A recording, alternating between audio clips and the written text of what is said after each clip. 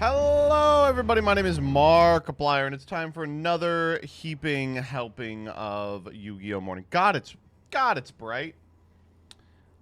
Let me turn that old brightness down. And that old yeller up. There we go. Still seems bright. Still seems a little too bright. We'll deal with it.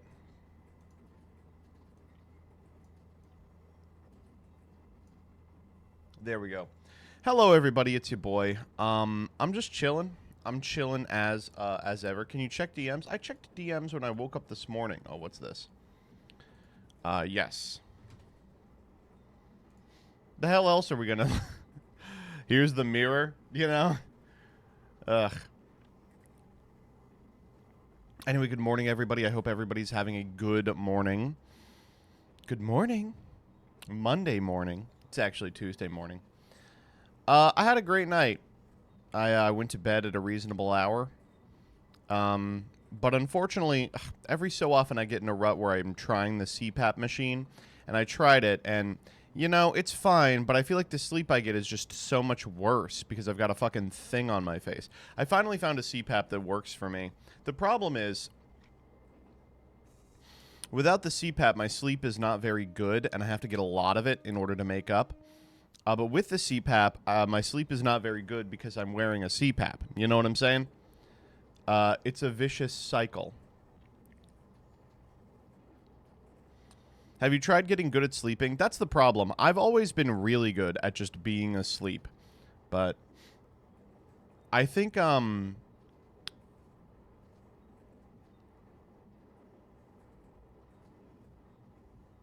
you tried just using a nose piece? That's where I am. I'm using just the nose one. Actually, there was one that was just the nostrils, but that one was gross. No,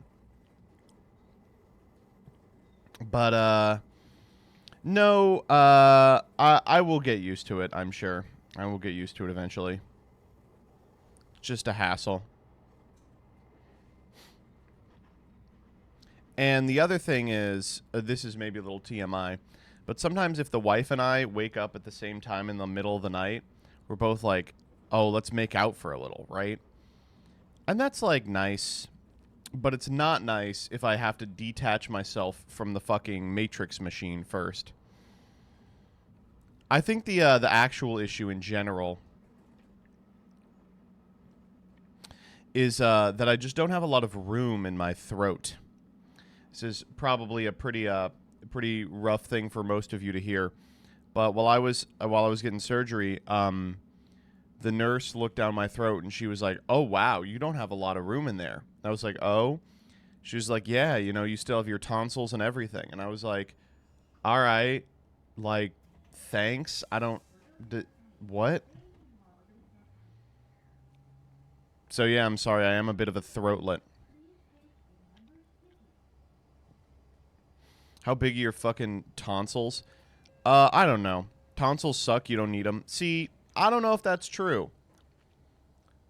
I feel like I know a lot of people without tonsils, and they're fucking weird. And I do have my tonsils, and I'm normal. So, you know.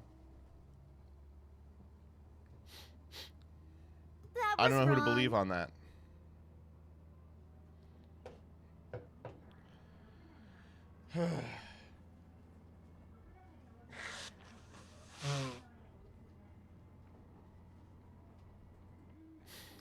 But I'm working on expanding my throat hole anyway.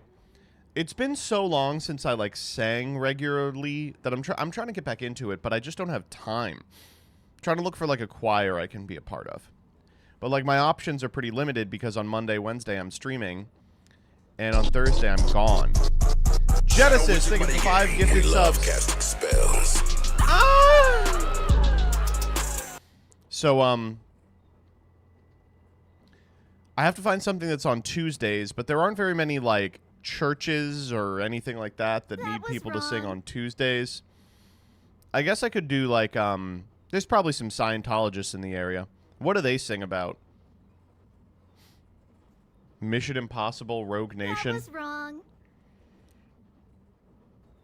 Hype train compels me. Wow.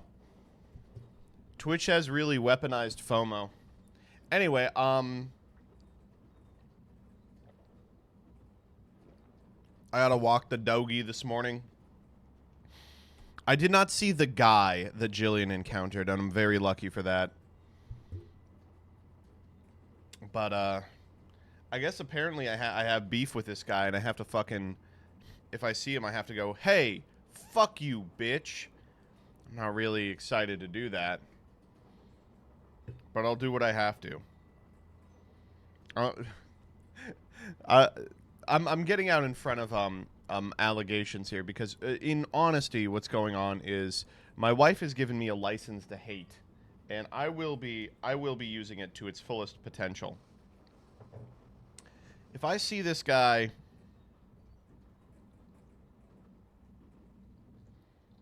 oh my god, I'm practicing shit to say to him.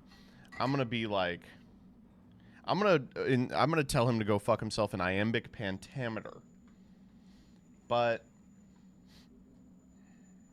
I don't want to see his biting ass dog.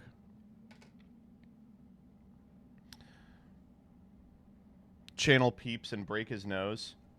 All right, let's go. Dooch, doo, dooch. You are duty bound to slay him. Yeah, I'm gonna start walking around with like a samurai, like I'm some sort of Ronin Raccoon Sandayu.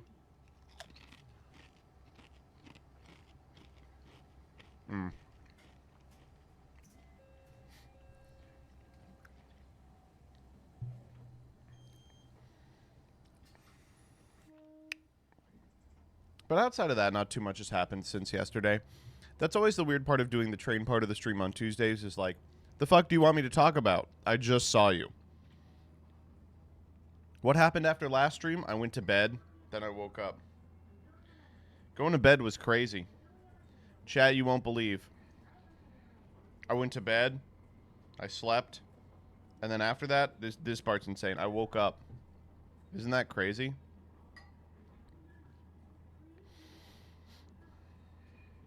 I haven't been to bed, says Rebecca.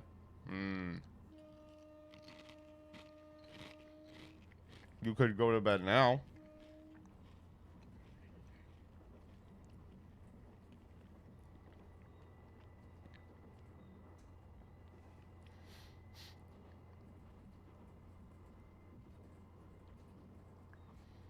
Did you also have breakfast? Not really. We're kind of out of breakfast food in the house, so I have to go today to the grocery store and get some breakfast food.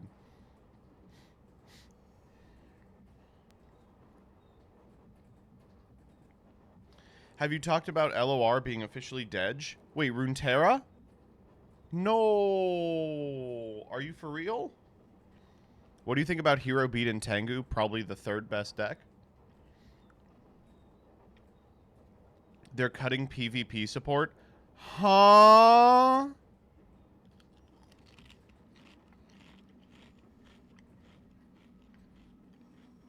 Isn't that like the last thing you should be cutting?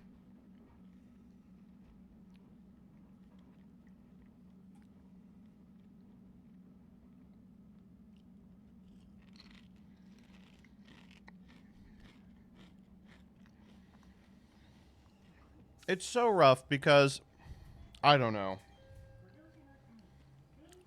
Runeterra was in a weird position insofar as no card game but Hearthstone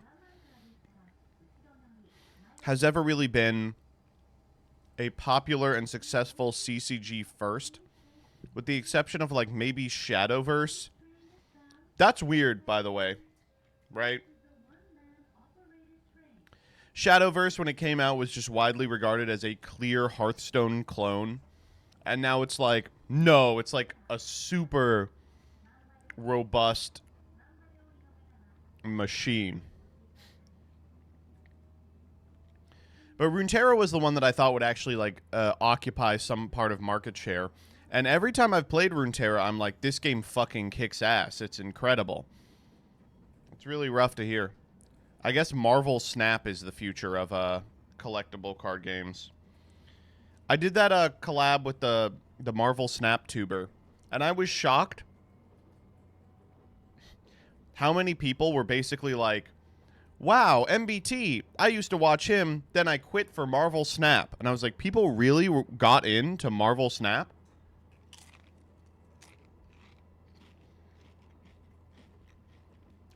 Unfortunately, I hate to say it, Marvel Snap is very fun. Damn.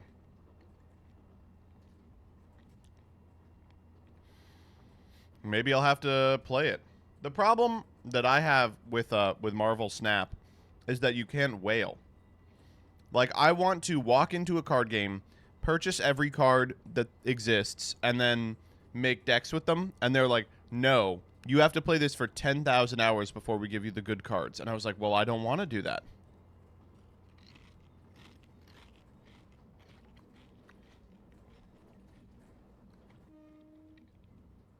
There's a $100 bundle to jump straight to Series 3. I'm in.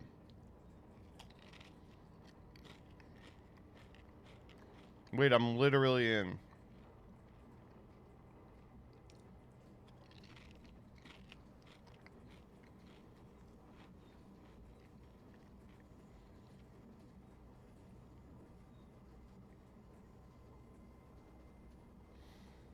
Can you bring back Speed Lords, but for Marvel Snap? Well, shit. Rebecca was here earlier. We could bring back Merc's Cast, but for Legend of Runeterra.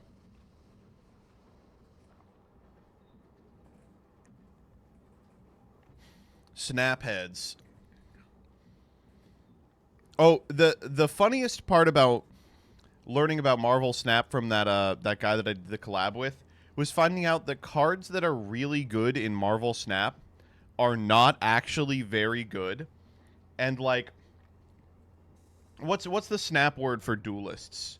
Like snappers, Funko Popians.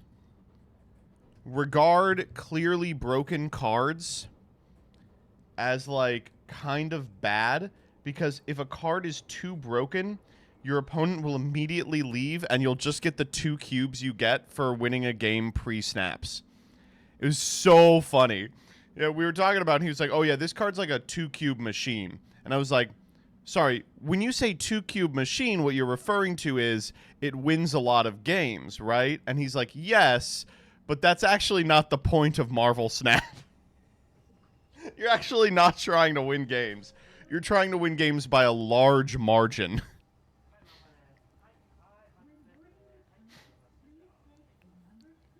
It's weird, right? Like, what you want to win is the 8-cube game, not 3 2-cube games.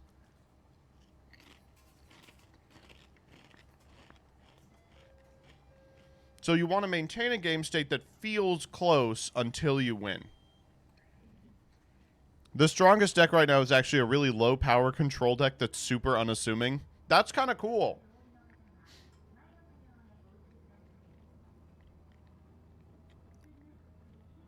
Does it reward you for longer games? No, here's the philosophy of Snap is you're playing for 1 cube, which is like their currency, and it's also like the level up thing. It's the whole reason to play the game. And then on the last turn, it doubles to 2 cubes. However, at any point in the game, you can snap, and it doubles the amount of cubes that you're playing for.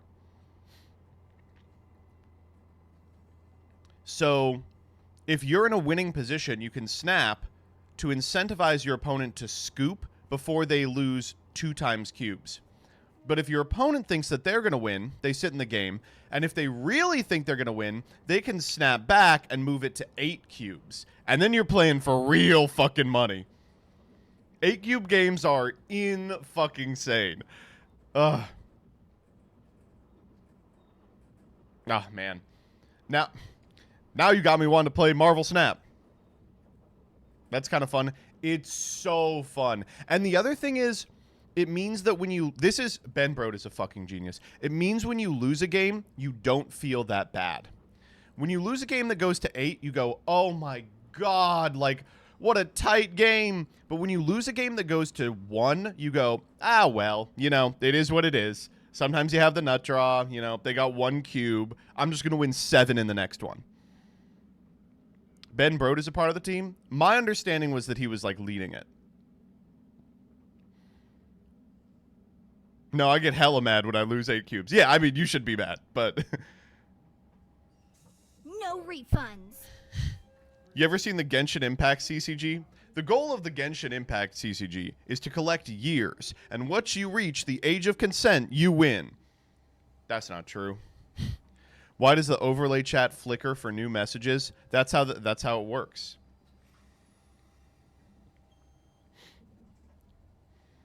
These are being rendered in real time on a neon sign behind me. It's not a widget. It's just a camera. Are the Chiefs going to win on Sunday? Yes. Knock on wood there real quick. Yes, they will. If you're a comic nerd, it's also really cool seeing card flavor. That's the other thing. If Marvel Snap was just a fucking tie-in for the movies, then I would not be remotely interested. But despite the fact that I'm constantly hating on the MCU, I'm actually a huge Marvel fan. I, like, grew up with the comics, and I love all the, like, stupid little side characters. It was... I honestly could not have been more excited that Doctor Strange was, like, headlining the second part of the MCU, because I loved Doctor Strange growing up, but I think they really did not do enough with him. Unfortunately... What was my absolutely favorite Marvel property of all time? You all know it. It's the one good one. Has to be X-Men. And unfortunately, they're not in the MCU. X-Men so good. Yum, yum, yum.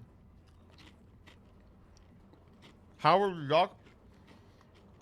We were actually in on Howard the Duck. Me and my brother. I thought he was funny. Howard the Duck is like Deadpool if Deadpool was funny.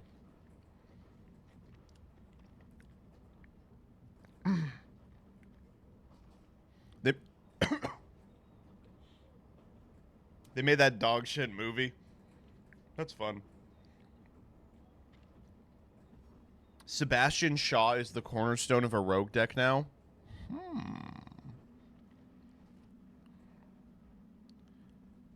I don't play online Fab. I don't play Fab at all.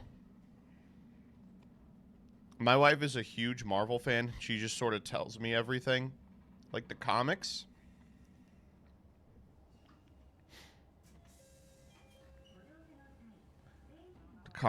The comics were great. The comics were great, especially when I was growing up, because that period in like writing comics for like Marvel, no one had any idea what they were doing in terms of like keeping like a storyline together. It was just so fucking bad. But its badness was its charm.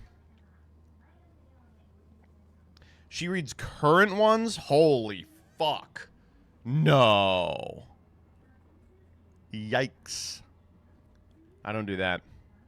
They might still be better. Early 2000s comics are fucking hilarious. I love them. I think every single comic in the 2000s, at least 3/4 of them, were basically written to be read to that one Linkin Park song that goes, "What I've done, you find yourself." You know? It's like, okay, I get it. Oh, yeah, I get it. The last thing I read was I Hate Fairyland. You know what's crazy? I know that comic. That's the one where, like, it's a little girl who's been in there for, like, 10,000 years. She says fluffin' instead of fuck. You know who really got into that is Lulu. I thought that it was shit. I thought that it was not very good at all. But hey, I'm a hater.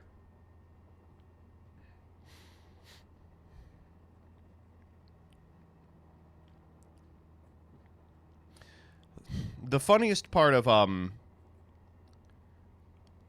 living through the aughts of comic books and then living through the MCU is, one, finding out that people actually liked Iron Man, and two, Civil War. because because Civil War in the comics was like this huge fucking mess. It was a mess. It was so bad. And it monopolized everything for like 18 months. And then they were like, we're going to do it in the movies.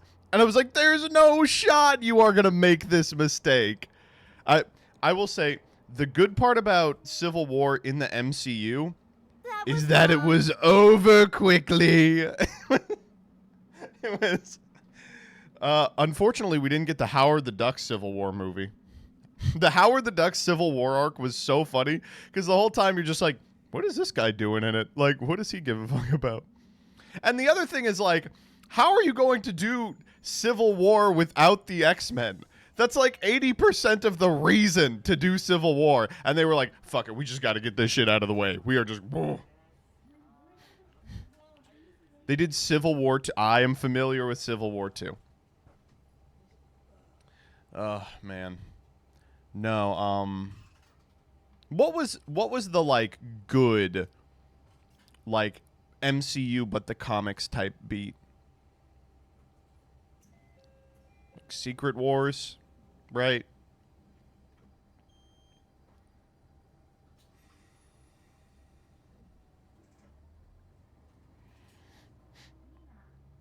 The whole point of Civil War is if the the X-Men will get genocided if they get rid of their secret identities. Yeah, that's true. And instead it was like, this is a instead of okay. If the point of Civil War is we are trying to resolve an outstanding like civil rights issue that affects something like 3% of the population, then it's important. But if the point of Civil War is we're trying to determine the fate of 9 total people with secret identities, then it's not that big of a deal, I feel like. The like mutant registry is going to be what? A page long. It's got Iron Man, the guy who said he's Iron Man at the end of Iron Man 1.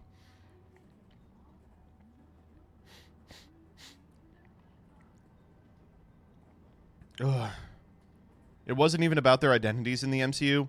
In the MCU, wasn't it about, like, if the UN could tell them what to do? That was an interesting direction to take it.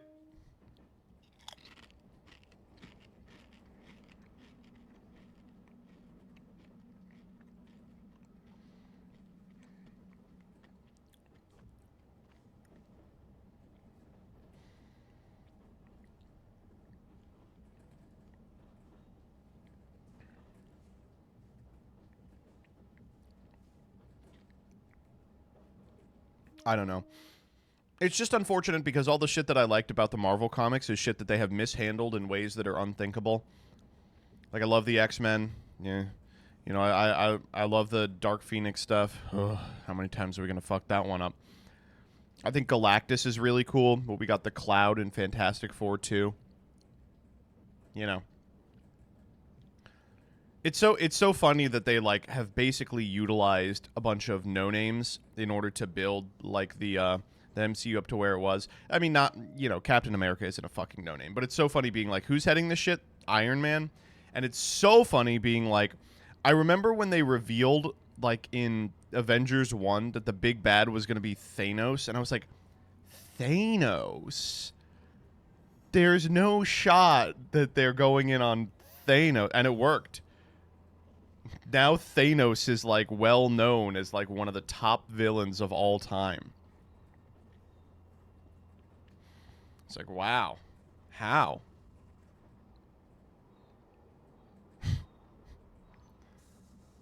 It worked because they changed him a lot. Yeah, that's the thing is like a lot of the things that the movies change, the Civil War being about the UN, that's interesting, unfortunately.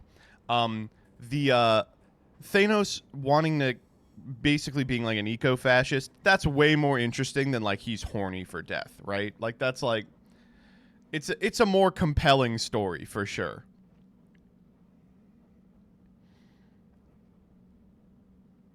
The Infinity Gauntlet was famous. It had nothing to do with the guy. They're gonna fuck up Doom so bad. They're gonna fuck up Doom so bad. They're gonna have, you know, unfortunately, you know who has done one of the big greats in in Marvel's canon that has done exceptionally well in the movies, despite the movies sucking dick, is Magneto. The X-Men movies are so bad, but thankfully Magneto is almost always done very well. It's like, okay, all right, man. What's the First Class? When he goes, he's like, they didn't have names. They were taken by pig farmers and tailors. And then it's so good. Oh. First Class was so good. Ian McKellen is good as Magneto, but the movies surrounding them are often just fucking terrible. Timeline means Magneto can't be World War II survivor anymore? No. Wait, why does it mean that? That was wrong. Too old? You know, maybe in the MCU the Holocaust happened in 1992. All right? Maybe we resolve it that way.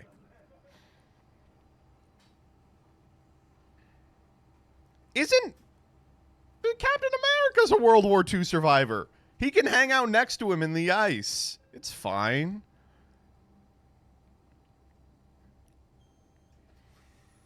Easy fix. Literally easy fix. Magnets slow down aging. Done. Problem solved. How old is the Red Skull? Ugh. There was speculation they make him a Vietnam War vet. No. I'm sorry. Listen. I'm not going to get in on it, but like I think that Magneto has to be a Holocaust survivor. I think that's like the only thing that makes sense for the guy. He's such a good character. He's like a top 1 character in Marvel. It's rough. It's woo. Okay. Wait, the X-Men are coming to the MCU? No. And that's why they're fucking trotting out the Eternals. They're going to try and make us fill seats to go watch the Bumbuluses while Magneto just rots in a cage somewhere. Doom. It's crazy that Doom isn't out. It's crazy that Doom isn't in a movie yet, right? That's unbelievable. They made Ms. Marvel a mutant. What the fuck? Isn't Ms. Marvel like one of the most powerful people in the fucking universe? And they were like, oh yeah, she's a mutant. What's her power? She just has them all. That's Jean Grey, so functionally identical. Oh, the other Ms. Marvel? Oh, the one with like the big fists? Okay, that is a mutant. That is literally a mutant. They left new Ghost Rider to rot. Okay, my brother's favorite guy growing up was Ghost Rider. I'm going to be honest with you. There ain't too much you can do with Ghost Rider. I love Ghost Rider. I think he looks awesome. Not a very compelling character, if I'm being real with you. There's just not too much they can do.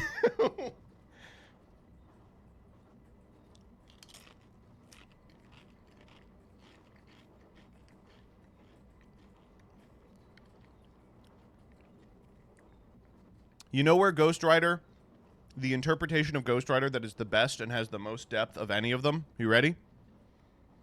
Marvel versus Capcom.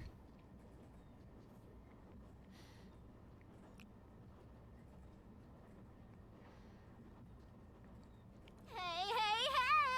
There we go. Come on in, children. All right, now we're done talking about shit that isn't Yu-Gi-Oh! Because the Yu-Gi-Oh! Person hosted us. Joshua, thank you for the raid. I appreciate it. Oh, my God.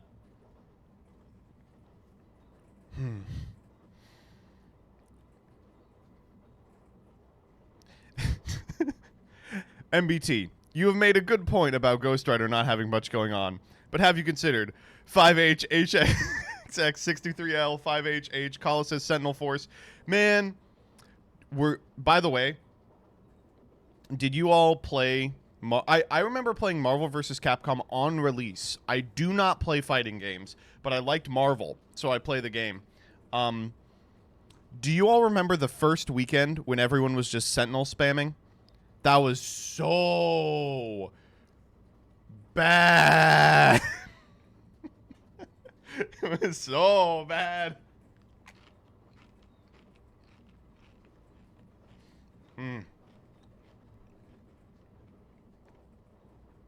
Fighting games will literally never be as good as Ultimate Marvel vs. Capcom 3.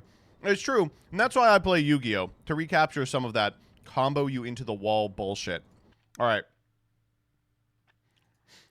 Let's do Yu-Gi-Oh! All right, so we got new cards to talk about. We'll go to, what is it? Organization. I gotta blow my nose.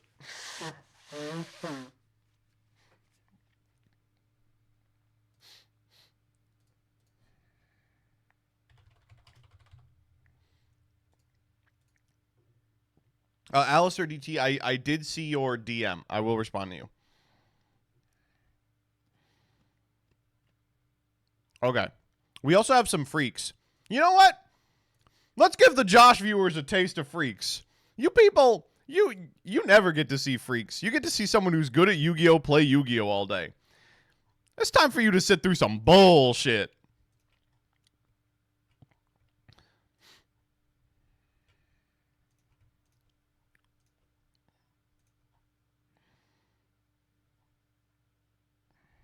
All right. Here we go. First and foremost. Oh, we got to play the song for them. We got to play the song for them. Chat, you got to sing along. Sing along.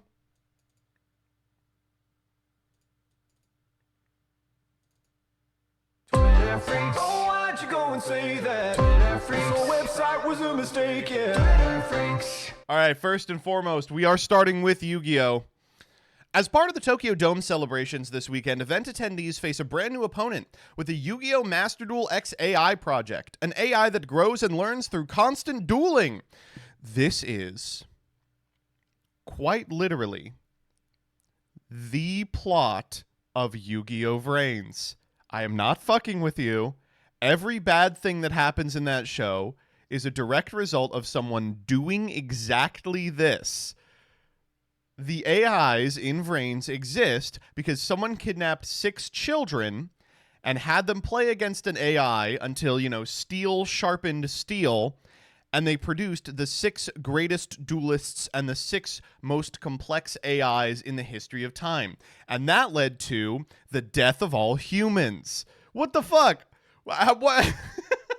Okay, we did beat lightning. Actually, we were fine. I do like a lot of people being like really, really scared that they're using AI tools. I don't know. It seems like a yikes to me.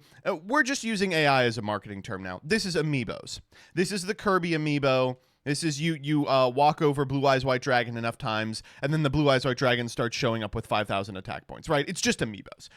This is fine, and probably the only way that the game is ever going to figure out how to play a complex deck. I think it's funny. And I like this stuff that's like on the side. Evaluation value, win odds. I certainly hope that like this cool little HUD shows up in client. This seems like a cool thing to like fight against. How cool would it be if like the AI got like more and more powerful as people across the world played against it, and then like the people decided they're gonna figure out how to fuck up the AI by like doing FTK shit to it, and it starts showing up with like whack ass decks. I mean, I think it would be really funny to trick a computer, and that'd be a community thing that we do. All right, next up. Trying to listen to any music other than anime and video game OSTs. I gotta say, true! So very true, extremely true. Folks, this is exactly how I feel. Okay, next up. This guy's wife rules. This is an amazing, amazing post that I think we can do on Will, so we won't. But my wife thinks that all jam music is composed. Any suggestions on how to convince her what these guys are actually doing? I took her to Fish. Her response was, yeah, it was good, but you could tell it was planned out. I'm like, what the hell? Tried playing different versions of songs back to back. She still says a thing like, well, you can tell they decided to play X bars on that one. This obviously isn't grounds for a divorce, but damn, I wish she'd appreciate what many jam bands do. What an incredible, incredible wife. Yeah, but it was clearly planned. It's just so good. Oh my god. It's like listening to jazz and being like, oh, like, that's written down for sure. I think if nothing else, it's funny. Next up. Oh, this one was so good. This was a legitimate one that happened after stream last night. It was so good. This comes from the account @endwokeness, which is one of those accounts that like Elon Musk has on a special speed dial. I think he even replied to this post. Netflix has a show coming out called Alexander, the Making of a God, about Alexander the Great. It says Netflix made a new documentary about Alexander the Great. Within the first 8 minutes, they turned him gay. First up, they turned him gay? I think maybe he was already gay. Okay, so like what this is coming from is these people constantly whine about like, oh, Netflix is changing our stories for diversity reasons. But like, this is the gayest guy in the history of time. This would be like watching the Lil Nas X like documentary and being like, I didn't know they were gonna make him like black and gay. Jesus Christ. Anyway, I would say that probably Alexander was only gay because of, ancient wokeness. I don't understand. Anyway, anyone hit me up if you want to take the Greek citizenship test. Next up. Oh man, CJ, do you have the original of this? So this was sent to me by CJ. Yeah. Oh, did he delete it? No, we have it. Cannabis is a silent epidemic wreaking havoc on the American family. A friend brought some of these over, and I drank 2 around 8 p.m. My body completely shut down, and I slept from 9 p.m. to 10 a.m. I slept through Sunday Mass. How is this legal with such innocent packaging? So much going on here. Firstly, probably because the packaging has like 4 words on it, and one of the words is hemp, right? Secondly, I'm sorry if you drink one of the CBD sodas and feel anything other than scammed for the amount of money you spent on the CBD sodas. Like, you probably balk at like the caffeine content of chocolate, right? It like, this is shocking. There's THC sodas. Well, this is not one of those. This is one of the CBT sodas. And finally, what's the downside? He had a good night's sleep. He slept for 13 hours. I mean, sometimes you just got to do it, man. My body completely shut down. I do like the concept that he drank 2, but he like drank them so fast that he didn't realize what was happening until the second one. And he missed Sunday Mass. Listen, do we have any Catholics in the audience? Why the fuck are you going to 9 a.m. Mass? There's another one like at 11. If you wake up at 10, you can still make it to Mass. It's 7 a.m. or die. What the fuck? Not anymore. Is it because of woke? There's one the whole day? No. You guys need to go somewhere with more masses. Or maybe you live in a place that's already been consumed by the CBT. I like to get it out of the way. That's okay, I get that. Oh my god. Agonizing shit. How do these people go outside? And, you know, of course, I know the answer to that one. But, of course, you know, the excellent response post. These are good, by the way. Love sleepy time tea. Jillian drinks a lot of tea. But she likes the Trader Joe's brand of sleepy time. It's called Well Rested. She always goes, "Can you get me a tea?" And I go, "Which one do you want?" And she goes, "Well Rested." And I always go, "More like well breasted." And I do this joke every time, and it always hits. Next up. The H Bomber Guy subreddit tried to make a separate sub for people to talk about James Somerton, and the result is someone tried to break into his house. Folks, Reddit. So if you're unfamiliar what's going on here, H-Bomber Guy is a YouTuber who recently made a video in which he accuses, among other people, this like epic leftist YouTuber named James Somerton of basically plagiarizing everything he ever wrote.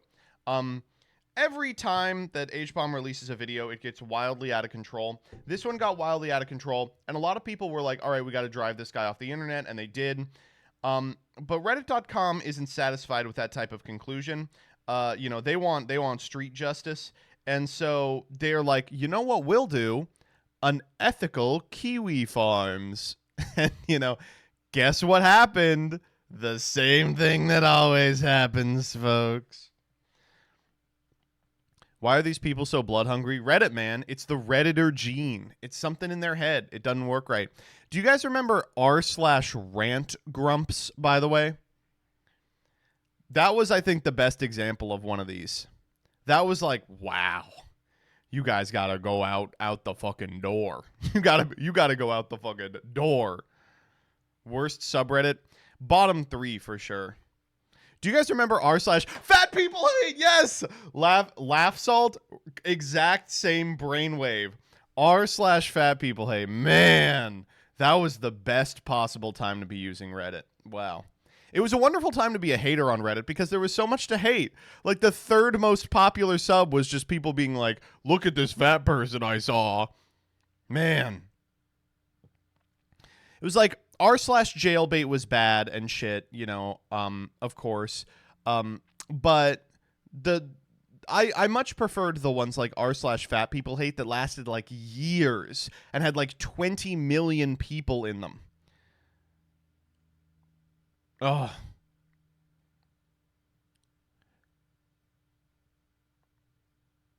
Man. There were so many amazing subreddits that like just vanished in like 2013. r/I'm going to hell for this. So incredible. One of the greatest subreddits to ever exist. Legitimately like a bunch of 11-year-olds who would like Google dark jokes and they would be like, why black person no smart? And they would just post that all day. It was incredible. Does 50/50 still exist? I remember 50/50 being like big booby woman or bad thing. And it was always big booby woman.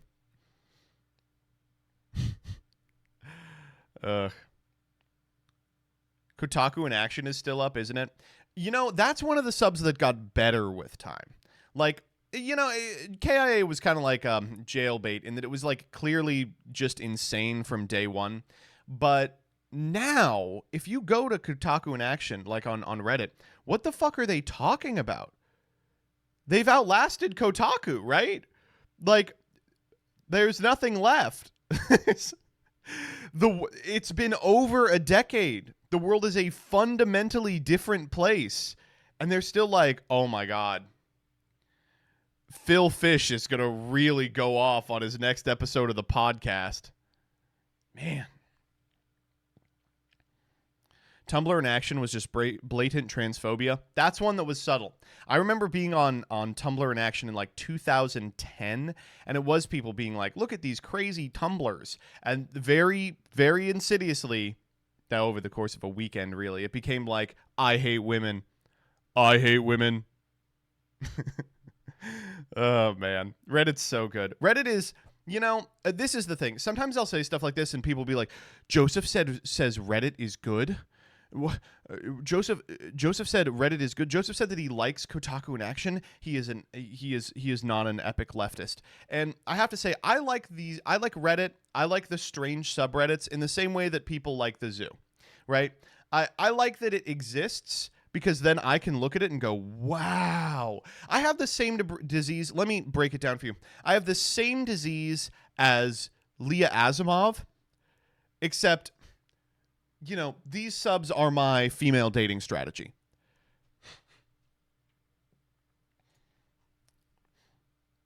This was Reddit's finest moment, CJ, by a lot. r/find Boston Bombers. Man. Do you think they ever got him? Do you think they ever got him? The Boston bomber? I can't believe it, guys. The FBI couldn't find this guy, but a bunch of people on their day off were able to do it in a matter of hours. Really goes to show what the internet can accomplish when we put our minds to it. We did it, Reddit. Many don't know. We did it, Reddit. The etymology of that phrase comes from when they thought they found the Boston bomber. Man, that was so good. Reddit got the wrong person. Well, okay, so Reddit got the wrong person, but the whole situation was kind of, it was less bad than it could have been by virtue of the fact that the wrong person had actually been dead for months.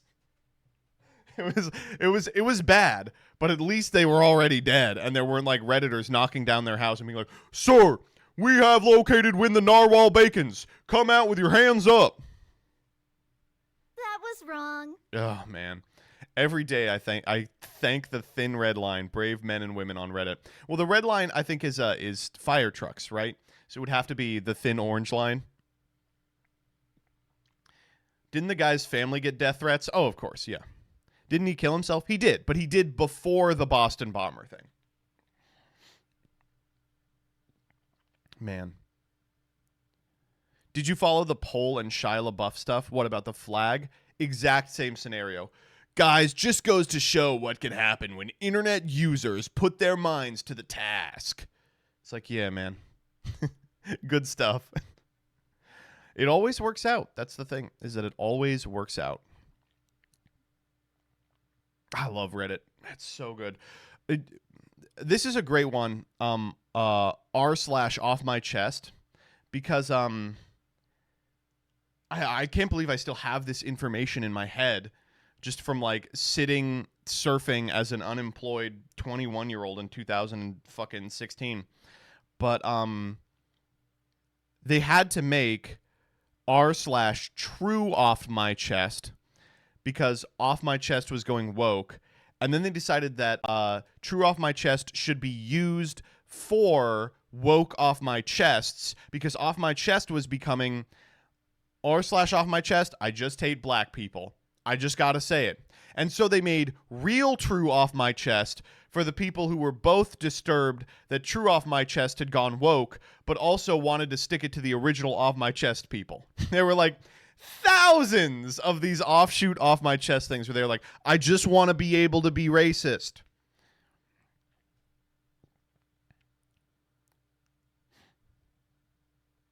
Do you guys remember r/advice animals? Man. Oh. That was a good one. Go there right now. I think is it still up? So this was like a 2010 subreddit. It is. Wow. Wow. Like a 2010 subreddit. And it was made like in the wake of like Advice Dog, and they would just make up memes with animals and impact font. And every week they would invent a racist meme. Look at this. Like, if you saw this on Facebook, you would be like, Mom, you gotta get off Facebook. Wait. Hold up. What? Is this just an anti-Trump Reddit now? Is this just for boomer libs? Wait. Hold up. The site's good again. The site is once again good. A new interesting thing that I get to look at. Wow.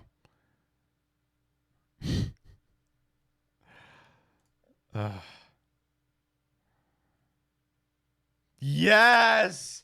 When you can finally play video games worry-free because you finished your house chores. This is where all the elder millennials are. Or this might also be a 7-year-old. I can't actually tell. Oh, man. My favorite Advice Animals drama was back in the day. They had Unpopular Opinion Puffin. Whenever Unpopular Opinion is part of the meme, you know it's going to be racist. And it was just over and over. It was like, does anyone else think black people are just a little too loud? And there were so many of these posts that they had to ban the puffin. They were like, we're not doing the fucking No puffin refunds. anymore. And it ended up being, this was one of the rare moments of Reddit brilliance. People started calling it the white man's bird in. And I was like, okay, that's pretty good. I'm not going to lie. Man. That's just political compass memes now. Political compass memes. That's like the most modern subreddit that I have any understanding of, because I remember like it was like there was a Twitter that was like best of political compass memes, and it basically revealed that every PCM meme was like, "Hey guys, I'm a Nazi." Man, Reddit's so good. All right, next up. All right, this is incredible. Help, he's attacking me. What's wrong? She has a stand. She's the stand user. This is true. Okay, now let's do Yugioh.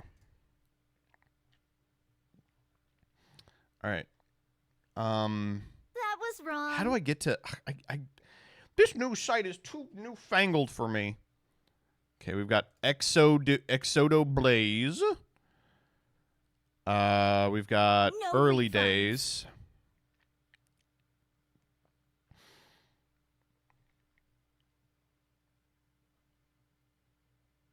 Do you think Ashen Branded can be a deck after Phantom Nightmare? Sure, why not? I think that Branded is going to be okay no matter what, and Ashen is interesting.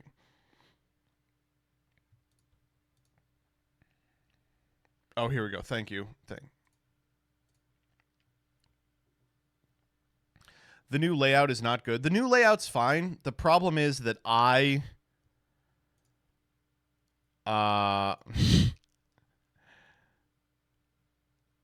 want the TCG OCG hub to be more available. Okay, I think this is it. All right, here we go. First and foremost, additional details about... Oh, well, let's do the... New cards, PogChamp. New cards, PogChamp. First, additional details about Duelists of Brilliance. Target audience, ages 9 and up. Fuck, that's half my stream out immediately. 53 different cards. Okay. This is the light duelist pack. What are we thinking? I'm thinking Trickstar.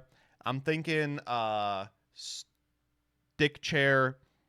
I'm thinking Armados Legio. I'm hoping for Armados Legio. I think Trickstar is a guarantee because they did like the attribute poll and it polled really high. But I want our Armados Legio so bad. Arcana Force. Arcana Force would be nice. Arcana Force is one of those archetypes that should get new stuff. All right. Next up. Inherit the will of Dragon of Soul and Pride. Can't be normal summoned or set. Must be special summoned by your opponent by having 25 or more cards in their graveyard. If you have 25 or more cards in your graveyard, this card gains 2,500 attack and defense. Cool. I do like that the anniversary cards are like goofy dragons and shit. It's fun, and I'll never have to worry about them. Infinite Forbidden's Dark Magician and Gold Sark support. All right, here's what we got. Dark Magician, the Ebon Sorcerer. We're just running out of words for black. I guess we already have Ebon Illusion Magician and what? Ebon, the Xyz are Ebons. If Gold Sarcophagus of Light is on the field, you can special summon this card from the hand. If this card's name becomes Dark Magician while in the monster zone. If this card is destroyed by a card effect and a level 5 or higher monsters on the field, special this card, then set a spell trap directly from your deck that mentions Dark Magician. So this one completely throws into disarray what we thought the Gold Sark of Light deck was going to do. This is, in my opinion, far and away the best card for Gold Sark of Light. And now it feels like Gold Sark of Light is just going to be some sort of extender in Dark Magician. Because this is not a bad card there either. I'm interested to see what comes of it. It would be nice if there was like a Gold Sark of Light deck that was semi-playable. And DM, of course, is always semi-playable. And then you could bridge them both. Just like thematically you would with Yugi and Yami Yugi, you know. Next, we have Dark Magic Mirror Force. Come on. Wait, is this the missing location? It's not. We still need the center. When an opponent's monster declares an attack or an opponent's monster effect is activated that would destroy a monster on the field, and a monster that mentions Gold Sark of Light is on the field, the next time each monster you control that mentions Gold Sark of Light would be destroyed by battle or card effects this turn is not. Also destroy all attack position monsters. Then if you control Dark Magician, inflict 500 to your opponent for each monster destroyed by this effect. Okay. So it's Mirror Force, but it also triggers if you pop them by card effect. That's cool. But I would imagine that this is a card that's going to be searched as part of a combo, and as anyone who has ever activated Duality can tell you, these cards are way less good when your opponent knows about them. Doesn't seem particularly strong. Next up. Call forth a millennium's worth of sealed magic. Like a phantom, like a god, a millennium's treasure. All right, so this is the Exodia support. We're going to begin with the Phantom God Exodia Incarnate. This is the one that Solomon's ancestor summons, right, in the Dark RPG. 5 Forbidden 1 monsters. This card on the field cannot be destroyed by your opponent's card effects. Oh, it's not? It's from the game Forbidden Memories? Oh, great. Once per turn, if this card battles, during damage calculation, it gains attack equal to your current life points. Once per turn, when a spell trap, card, or effect is activated, you can negate the activation. Once per turn during the end phase, you can set an Exodo or Obliterate directly from your deck. And once per turn during your standby phase, you lose 1,000 life points. So I saw Abyss kind of losing her little mind over this, and I don't know. I think this card is not particularly good, unsurprisingly. But I do think it's interesting. The Spell Trap Negate is nice. It means that you can play a lot of cards in the deck that you otherwise wouldn't be able to because they just absolutely get fucking owned by any generic spell trap. I would have to look up... You know what, actually? Let's boot up Edo Pro and check out the Exodo line of traps momentarily. What the hell is an Exodo?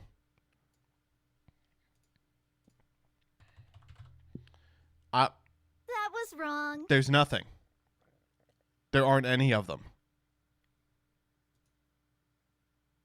It's Exod? No. All right, we're going to learn about him momentarily, apparently. Okay. But Obliterate is really good. Obliterate's an extremely powerful card, as anyone who watches Roulette can tell you.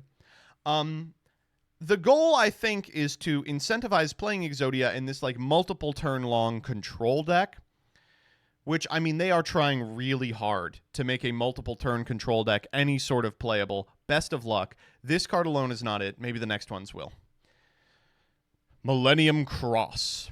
Take 5 Forbidden 1 monster cards from your hand, deck, or face-up field, reveal them, then special summon a Phantom God Exodia Incarnate from your extra deck, then shuffle all face-up monster cards you control into the deck except Exodia monster cards whose original level is 10 or higher, and Millennium monster cards can special summon for the rest of the turn, but you can normal set.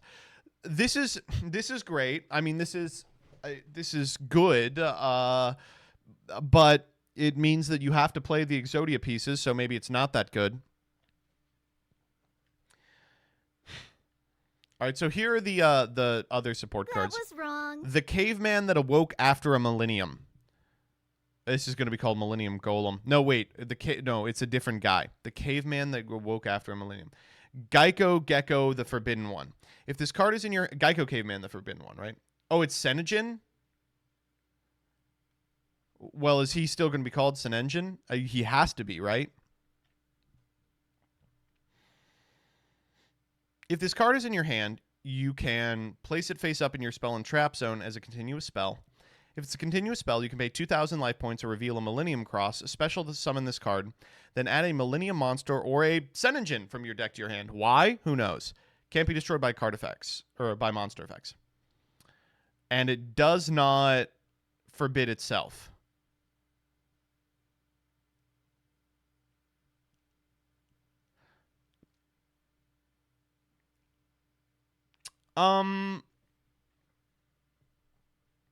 This is Fenrir. I mean, it's Fenrir in that it's a card that searches itself, but it's not Fenrir in that it doesn't have the good part of Fenrir's effect.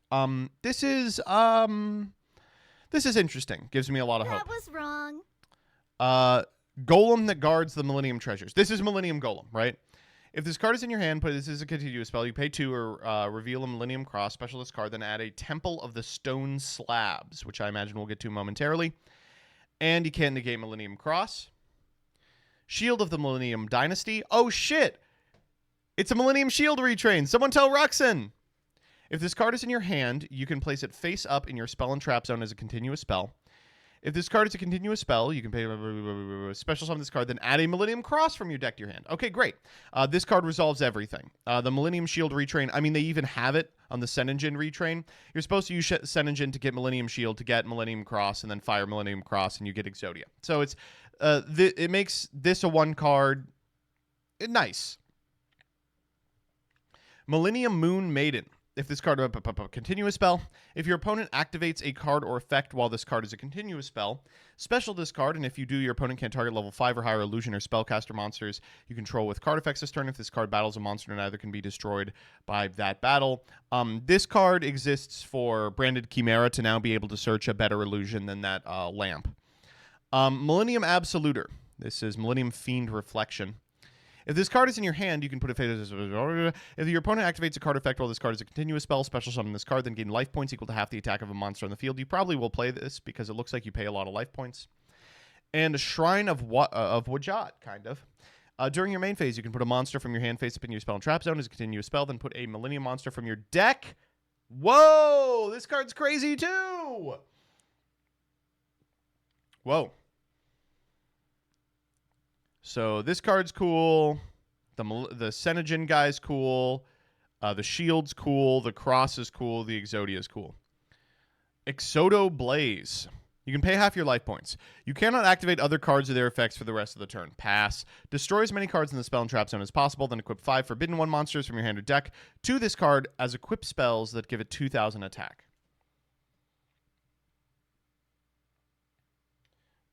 What?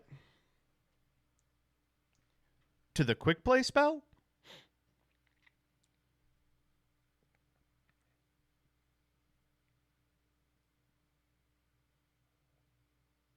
Oh, I see what's going on here. Okay.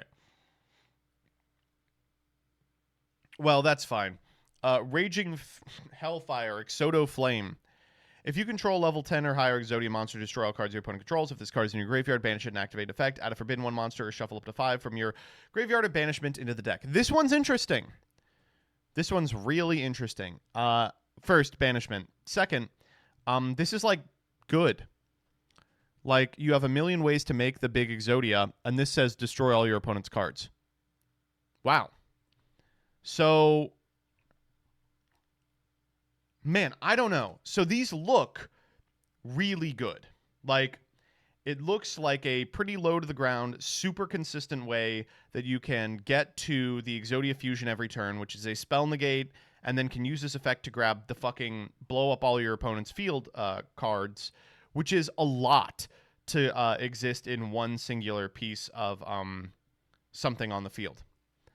But Chad is correct. The pieces do not do a goddamn thing. And you have to play 5 of them. This is like the new Flame Swordsman stuff with less generic support. I think these cards are more powerful than the Flame Swordsman stuff, but I think they necessitate not playing a ton of non-engine, which is kind of the whole strength of the Flame Swordsman stuff.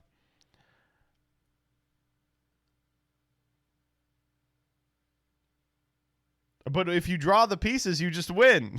True. Very true. I don't know. I will keep an eye on this stuff, but it's not as terrible as I just sort of assumed by virtue of being DM support. Next up, clarification on this.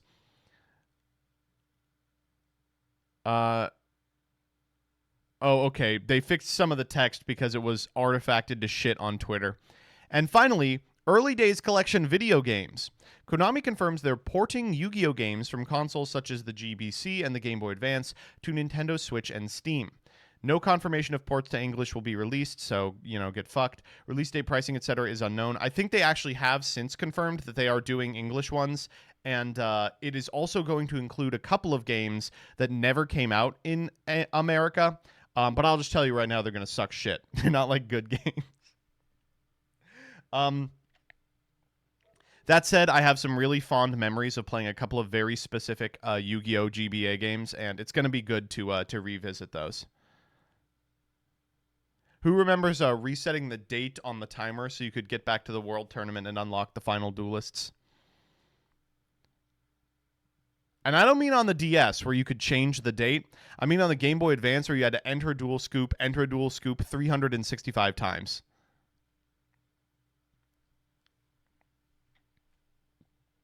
That one was a blast.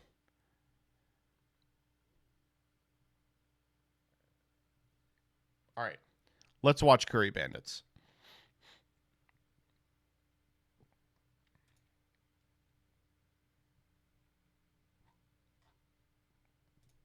Phantom Nightmare releases on February 9th. Phantom Night. Okay, folks, we're going to be watching a video by the Curry Bandits, Jaxel MS. Folks, we gotta, I know you all just want to show up here. You want to say, oh, Joseph, thank you so much for watching this video with me. You can do that. We are also clicking GCD's link, which should be pinned in chat. We are also subscribing to the channel, the Curry Bandits. We are also, what comment do you all want to leave today?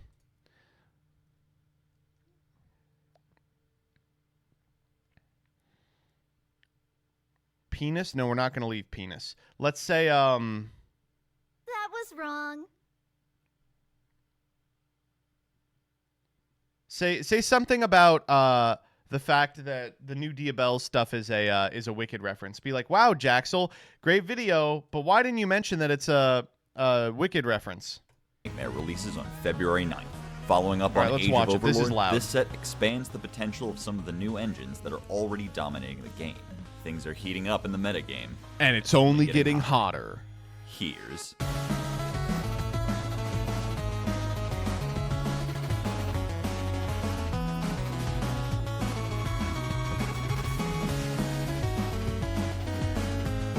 Damn, it's like I'm really watching meme review on the Game Boy Advance.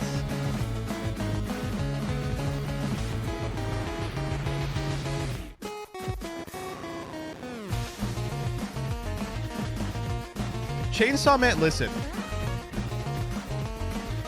I hope someday I can find joy in anything as much as Jaxel finds joy in Chainsaw Hi, Man. I'm Mickey Mouse from the 1920 animated short Steamboat Willie. You may be wondering why my voice is so deep, but that's because Mickey Mouse actually didn't speak until 1929. He did, however, contrary to popular belief, have red overalls and yellow shoes and promotional materials from the time, but that's neither here nor there. The reason I'm here today is to let you know that I, Mickey Mouse from the 1920 animated short Steamboat Willie, I'm a longtime fan of the Curry Bandits, and have been subscribed to them ever since, every Sprite Combo 3. Yep. If you want to be like me, Mickey Mouse from the 1920 animated short Steamboat Willie, you too should subscribe to the Curry Bandits. Truth! To their Patreon too. True! Also, I did 9/11.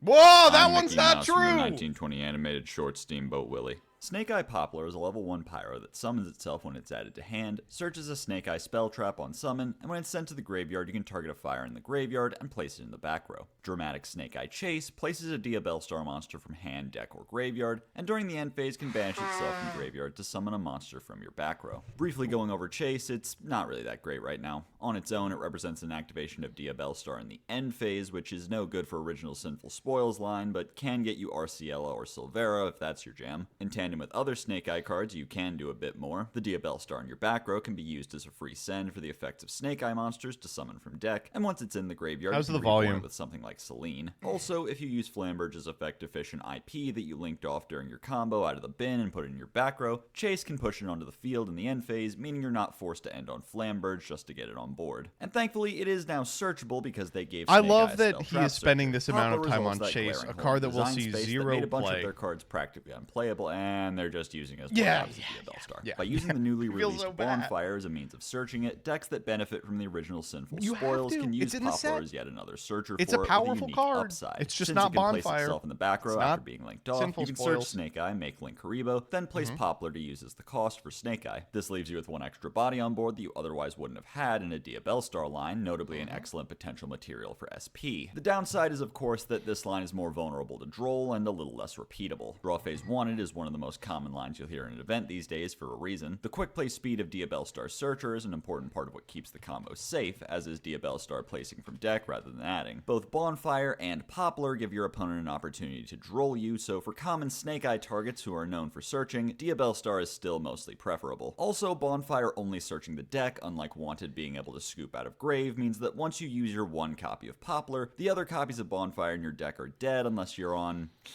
other pyros. Original Sinful Spoils can I mean, you can use it to just go get a Fire King, right? Is the argument. shuffle that one copy back, but that's attached to a level 1 fire search. I guess we're which maybe talking you about can't the even engine do as if you've like a already run through generic your one or thing. two copies Ash. of their archetypal level 1 Ash. that Oh most wait, I was like, Diabellstar Ash isn't a decks are on pyro. these days. No, it is. Regardless of these hangups, Poplar has seen Fire huge Kings are amounts not of play in pyros? decks Oh, like I Restoration. guess I'm Fire fucking Kings, stupid. giving them more consistency and link potential. Fire King specifically has morphed a lot more towards being a Snake Eye centric combo deck that plays Ash, Flamberge, and sometimes Oak to make a big link board that's robust. We gotta to think hand of a traps better and name board for breakers. Ash. Low, Prayers of the Voiceless Voice, plays Sure.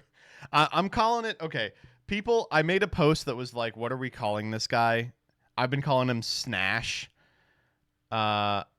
I'm calling him Snash, I think. This is a Voiceless Voice continuous spell trap from deck on Anything summon. but Can be used as the Snash. full tribute for the ritual summon of a light warrior or dragon, and if such a monster is summoned while it's in the graveyard, it reborns itself. Saphira, Dragon Queen of the Voiceless Voice, These can cards, reach itself from hand to mill a ritual spell, then regrettably search a light very warrior good. or dragon ritual, and can banish itself from graveyard to ritual summon Call a him light Gept. warrior or Good dragon. idea. Soravis, Dragon Sage of the Voiceless Voice, Snasher can summon Pash. himself by shuffling back That's two good. spells, It's including a true. ritual spell, and when your opponent activates a card or effect, he bounces back to hand to summon a light warrior or dragon ritual from deck, but bounces to hand during the next end phase. Skull Guardian, Protector of the Voiceless Voice, gains 20/50 Is while this stuff levels on high the field or rarity? Graveyard, searches a Voiceless Voice monster or a Ray, warrior I'm or so dragon fucking ritual sorry, when it's man. ritual I'm summoned so and can negate sorry. and destroy a card or effect I'm while so in control sorry. low. Prayers is a ritual spell for any light monster, and if your opponent removes your light ritual monster, you can banish it from graveyard to summon a Soravis, the old one. You know, Saphira, actually, the most old of these are pretty Skull affordable, Guardian, the new except one from low hand is to deck. Barrier $70 makes your light and monsters untargetable, Diviner while you is control still no money lots for and a some light reason. Ritual, and searches a Voiceless Voice card or Skull Guardian ritual monster once per turn. And Radiance can either shuffle a light warrior or dragon ritual into the deck to either search or summon a Voiceless Voice monster, or pop itself and cards your opponent controls up to the number of light warrior or dragon rituals you control. This deck has actually seen a lot of success in the OCG as a slower, more control-oriented strategy.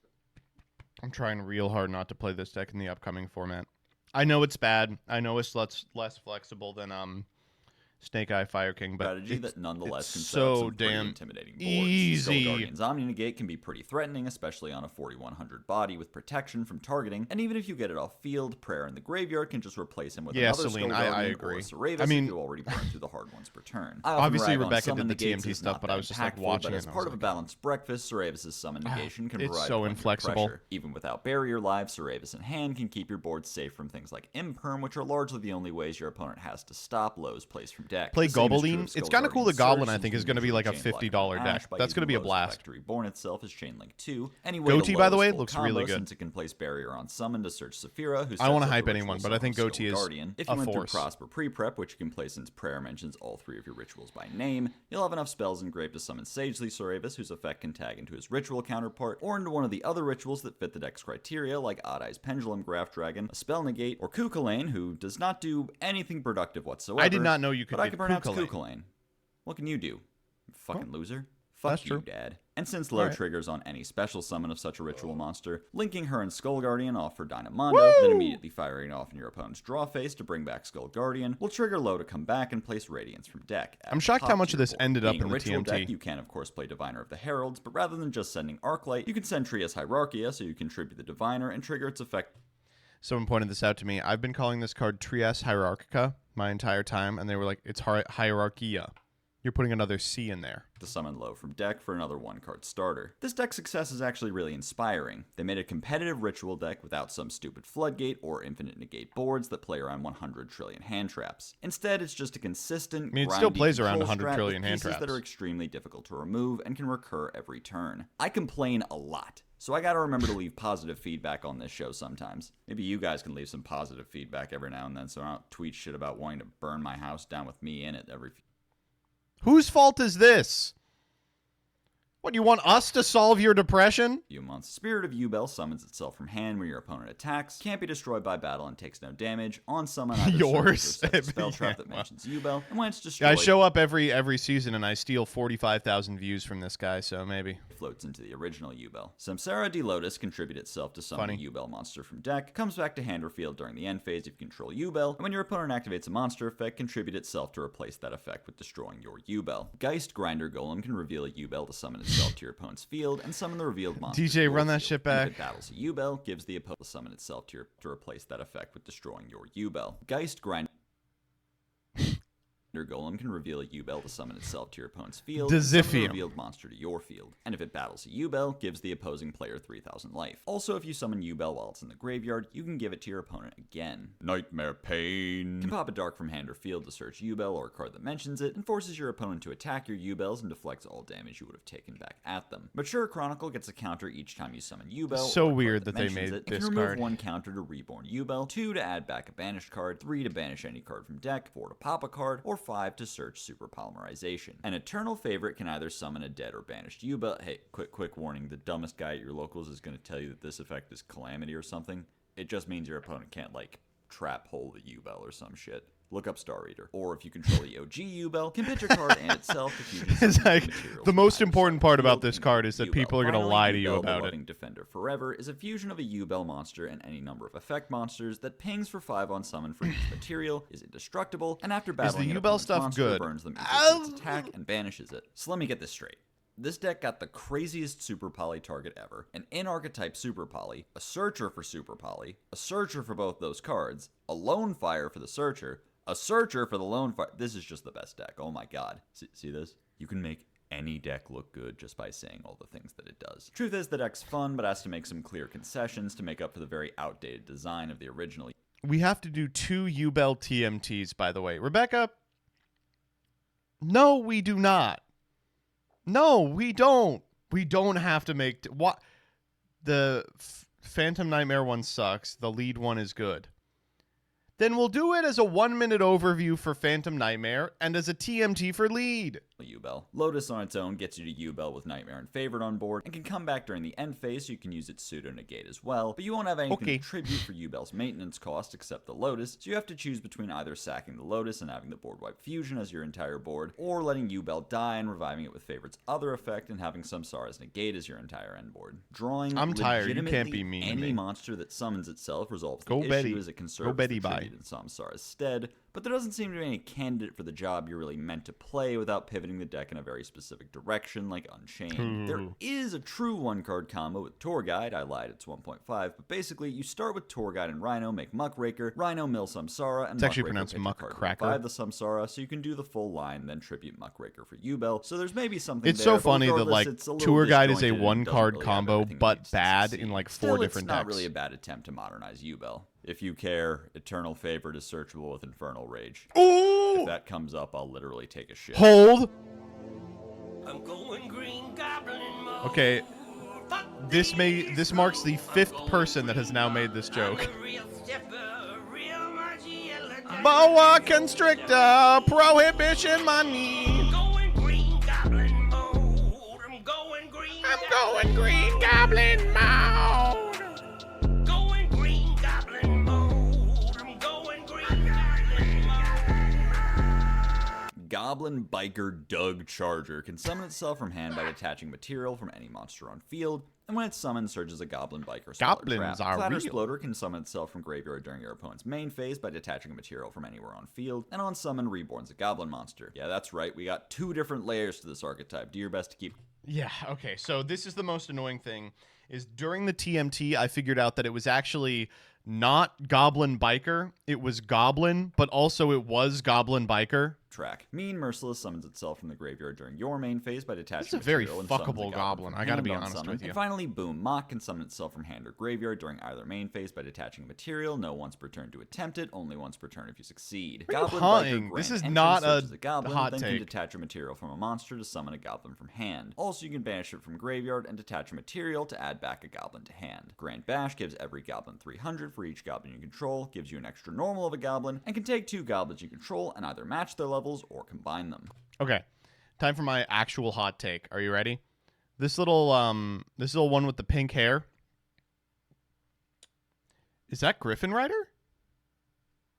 Grand Stampede can Xyz summon any monster using only goblins, and if you control a goblin Xyz, can detach a material to negate a monster on the field. Big Gabonga searches a goblin monster on summon, attaches a goblin to itself from deck in the end phase, and if materials detached from a monster, can target a face-up monster to attach to itself. And Goblin's Crazy Beast can detach 2 materials to suck up a spell trap, protect a monster from being destroyed by card effect by detaching These material, are all and once just per so duel can perfect. come back The from names are graveyard so and attach a good. goblin from graveyard. This deck has some neat potential as a rank 3 toolbox deck that can make generic rank 3 disruptions like Cicada and Ashura King. It also interacts very well with the Armor Xyz engine. Will not because you catch can me play dead through playing drawing Ashura full King. Armored Xyz by using your Goblin Biker effects to detach the remaining materials from Fortress. The quick effect detaches on Mock and Clatter make Gabonga an interruption as well, and since Clatter can I'm playing summon the fuck out of Merciless, this, you by can the then way. summon Doug from hand. You I can wasn't gonna, but it's consistently cheap. summon enough goblins on your opponent's turn to enable a quick Xyz of Ashura King with full armored or Stampede. And just by resolving any way to make Gabonga, you can search Doug, who gets you to a rival, which searches Clatter, and then you can attach Merciless during the end phase, snowballing you into almost the full suite of goblins just with any rank 3 play. The catch is that the deck kind of lacks its own way to make a rank 3. All their effects to summon themselves are tied to there already being an Xyz on field. Merciless can make a rank 3 if you draw another goblin, but to enable that, you need to be on a critical mass of goblins, even though only one of them is theoretically any good to draw.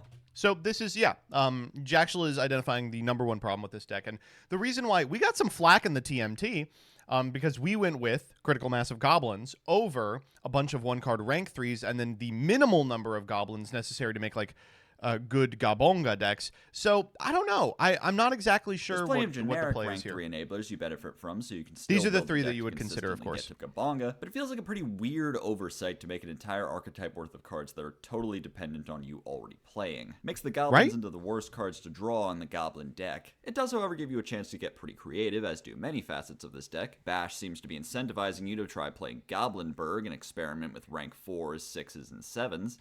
No. Not a single card in the deck locks you in any way, so you can try plenty of other rank 3s, even ones that pivot you into a completely different archetype like No. Chariot Carry, and you can play Link monsters like the one Link monster. Yes. Described that was perfect. The one Link monster. It is so funny that people were so mad about Links for so long. Oh, it's this big generic toolbox that every deck plays. And, now everyone's making Appaloosa. Now everyone is making one Link monster. I mean, they make it probably twice over the course of a game. One Link monster total. I'm excited to see what people come up with this strat. It's so funny that we were like, SP Little Knight probably invalidates cards like Nightmare Unicorn. And the actual truth of the matter was that SP Little Knight invalidates every other Link monster. Every single one. And what future support it gets. That's not true. We make the whale, too. I guess you do. Hopefully it's not some shitty turtle that doesn't do anything. Amblo Whale, Prom Prim, IP. Amblo Whale, I will give you. Prom Prim is just a stepping stone. And what are you doing with IP? That'd suck. Last thing to bring up is You're these cards making have seen SP! some success generically as a side deck engine meant to counter decks like Purely, since they affect the material, not the monster. Princess similar is to a good Xyz card. Encore, and Noir needs to have a level 1 Purely attached to use its effect to spin, starting your turn by using Doug to swipe the level 1 off, searching a rival to summon Boom and then rip another material, then linking Doug and Boom for something like SP so you can use Boom's effect engraved to grab a third material, can make even the most jacked up Noir into a sniveling vanilla. Even against decks that have the capacity to negate and even destroy Boon, since his effect isn't once per turn, you can keep attempting it from the hand or graveyard as many times as it takes, only losing the ability to once it succeeds. That's the thing, like, if this deck is any sort of playable, it really fucks up the playability of 2 of the other top decks. The Eruption Dragon of Extinction is a level 9 Dark Pyro that can quick effect pop a card in the field zone. I'm interested to see what he has to say about these. Neither search or set an Ashen Continuous Trap. And if it goes from the opponent's field to the graveyard, you can destroy all monsters on the field. Obsidian, the Ashen City, makes the opposing special summon monsters Pyros during your turn. Bottoms and Obsidian from the graveyard during the end phase to draw a card. The amount the game changed when SP and Typhon drop is unreal. I was super into Control Obsidian, nice. Priestess of the Ashen City searches an into Ashen card on summon. King summons an competitive Ashen right from before hand that or release, deck if your opponent and I controls a remember monster being of like, 20 oh, I don't need to or practice more. much for the Hero next can quick effect YCS. pop a Pyro It's on the functionally field, the and if same it was format. Vados, And it was can like, place no, an dude, Obsidian from these deck. two cards Awakening of completely Vados change is a quick everything. play that places It's just how you, Obsidian on either how you field, play then if your is so opponent controls different. a field spell, searches With a the- level 5 with or the higher Dark understanding that Pyro, those and cards before exist. you even ask, I have literally already read you every Typhon single is so target cheeks. in this Typhon paragraph is- alone. And Ashen for Eternity It's like can saying grab a Zeus is Vados or cheeks. Ashen out of the graveyard on activation and can steal back a monster your opponent controls. The that you existence of own and cut the Typhon attack of all fundamentally monsters they changes how you control play by that Yu-Gi-Oh. monster's attack. Okay, 20-minute lunch break to figure out how to break these things. Let's fucking go. So the Stratos is searchable by Bonfire. Please Yes. buy Maze of Millennia. I guess this is a good start, but there's some pretty weird issues that I don't know what to make of. The only interruption this deck really has access to is Hero popping Vados to wipe the board, making him, what, a worse Garunix Eternity? That's Kinda correct. odd. In this specific format where Pyros are around, I guess, Hero can pop more than just Vados depending on the matchup, but that's not really something to hang your hat on. If your opponent needs their field spell for something, Vados can disrupt that by popping it before it can even resolve. Stuff like Rate Soth that searches on activation. Hold. Jaxel gets a 20-minute lunch break? Dog, don't you work on an airline? Aren't you people union? Oh, no! Reagan! Fuck! Right, okay, never mind. Is effectively negated 20 by minutes. this. So Fuck for you some mean reason 20 you need minutes? more Ash Blossoms. It in a takes me an metagame where hour every to deck has savor Union Hanger. a That's box new of possible McNuggets. generic hand trap. In most matchups, though, you'll just be using it to kill your own Obsidian, which will float into any of your other monsters, which is a much cheaper way to find your Stratos. That kind of leads into another of the issues, being that Priestess doesn't actually have a good thing to search unless you control Obsidian. All the other monsters need to summon themselves, neither Vados nor Awakening or Ashen cards, so you can't search them. And the trap is your search target for Vados himself, and brief tangent, Vados' effect to summon himself can be ashed, and very deliberately, because there's actually pretty much no scenario where you want to search Eternity instead of setting it, so the only reason it can do either or instead of just setting it is an act of vandalism, making the deck's whole axis upon which it operates ashable just cuz. That's annoying. Huh. Momento de Tistina.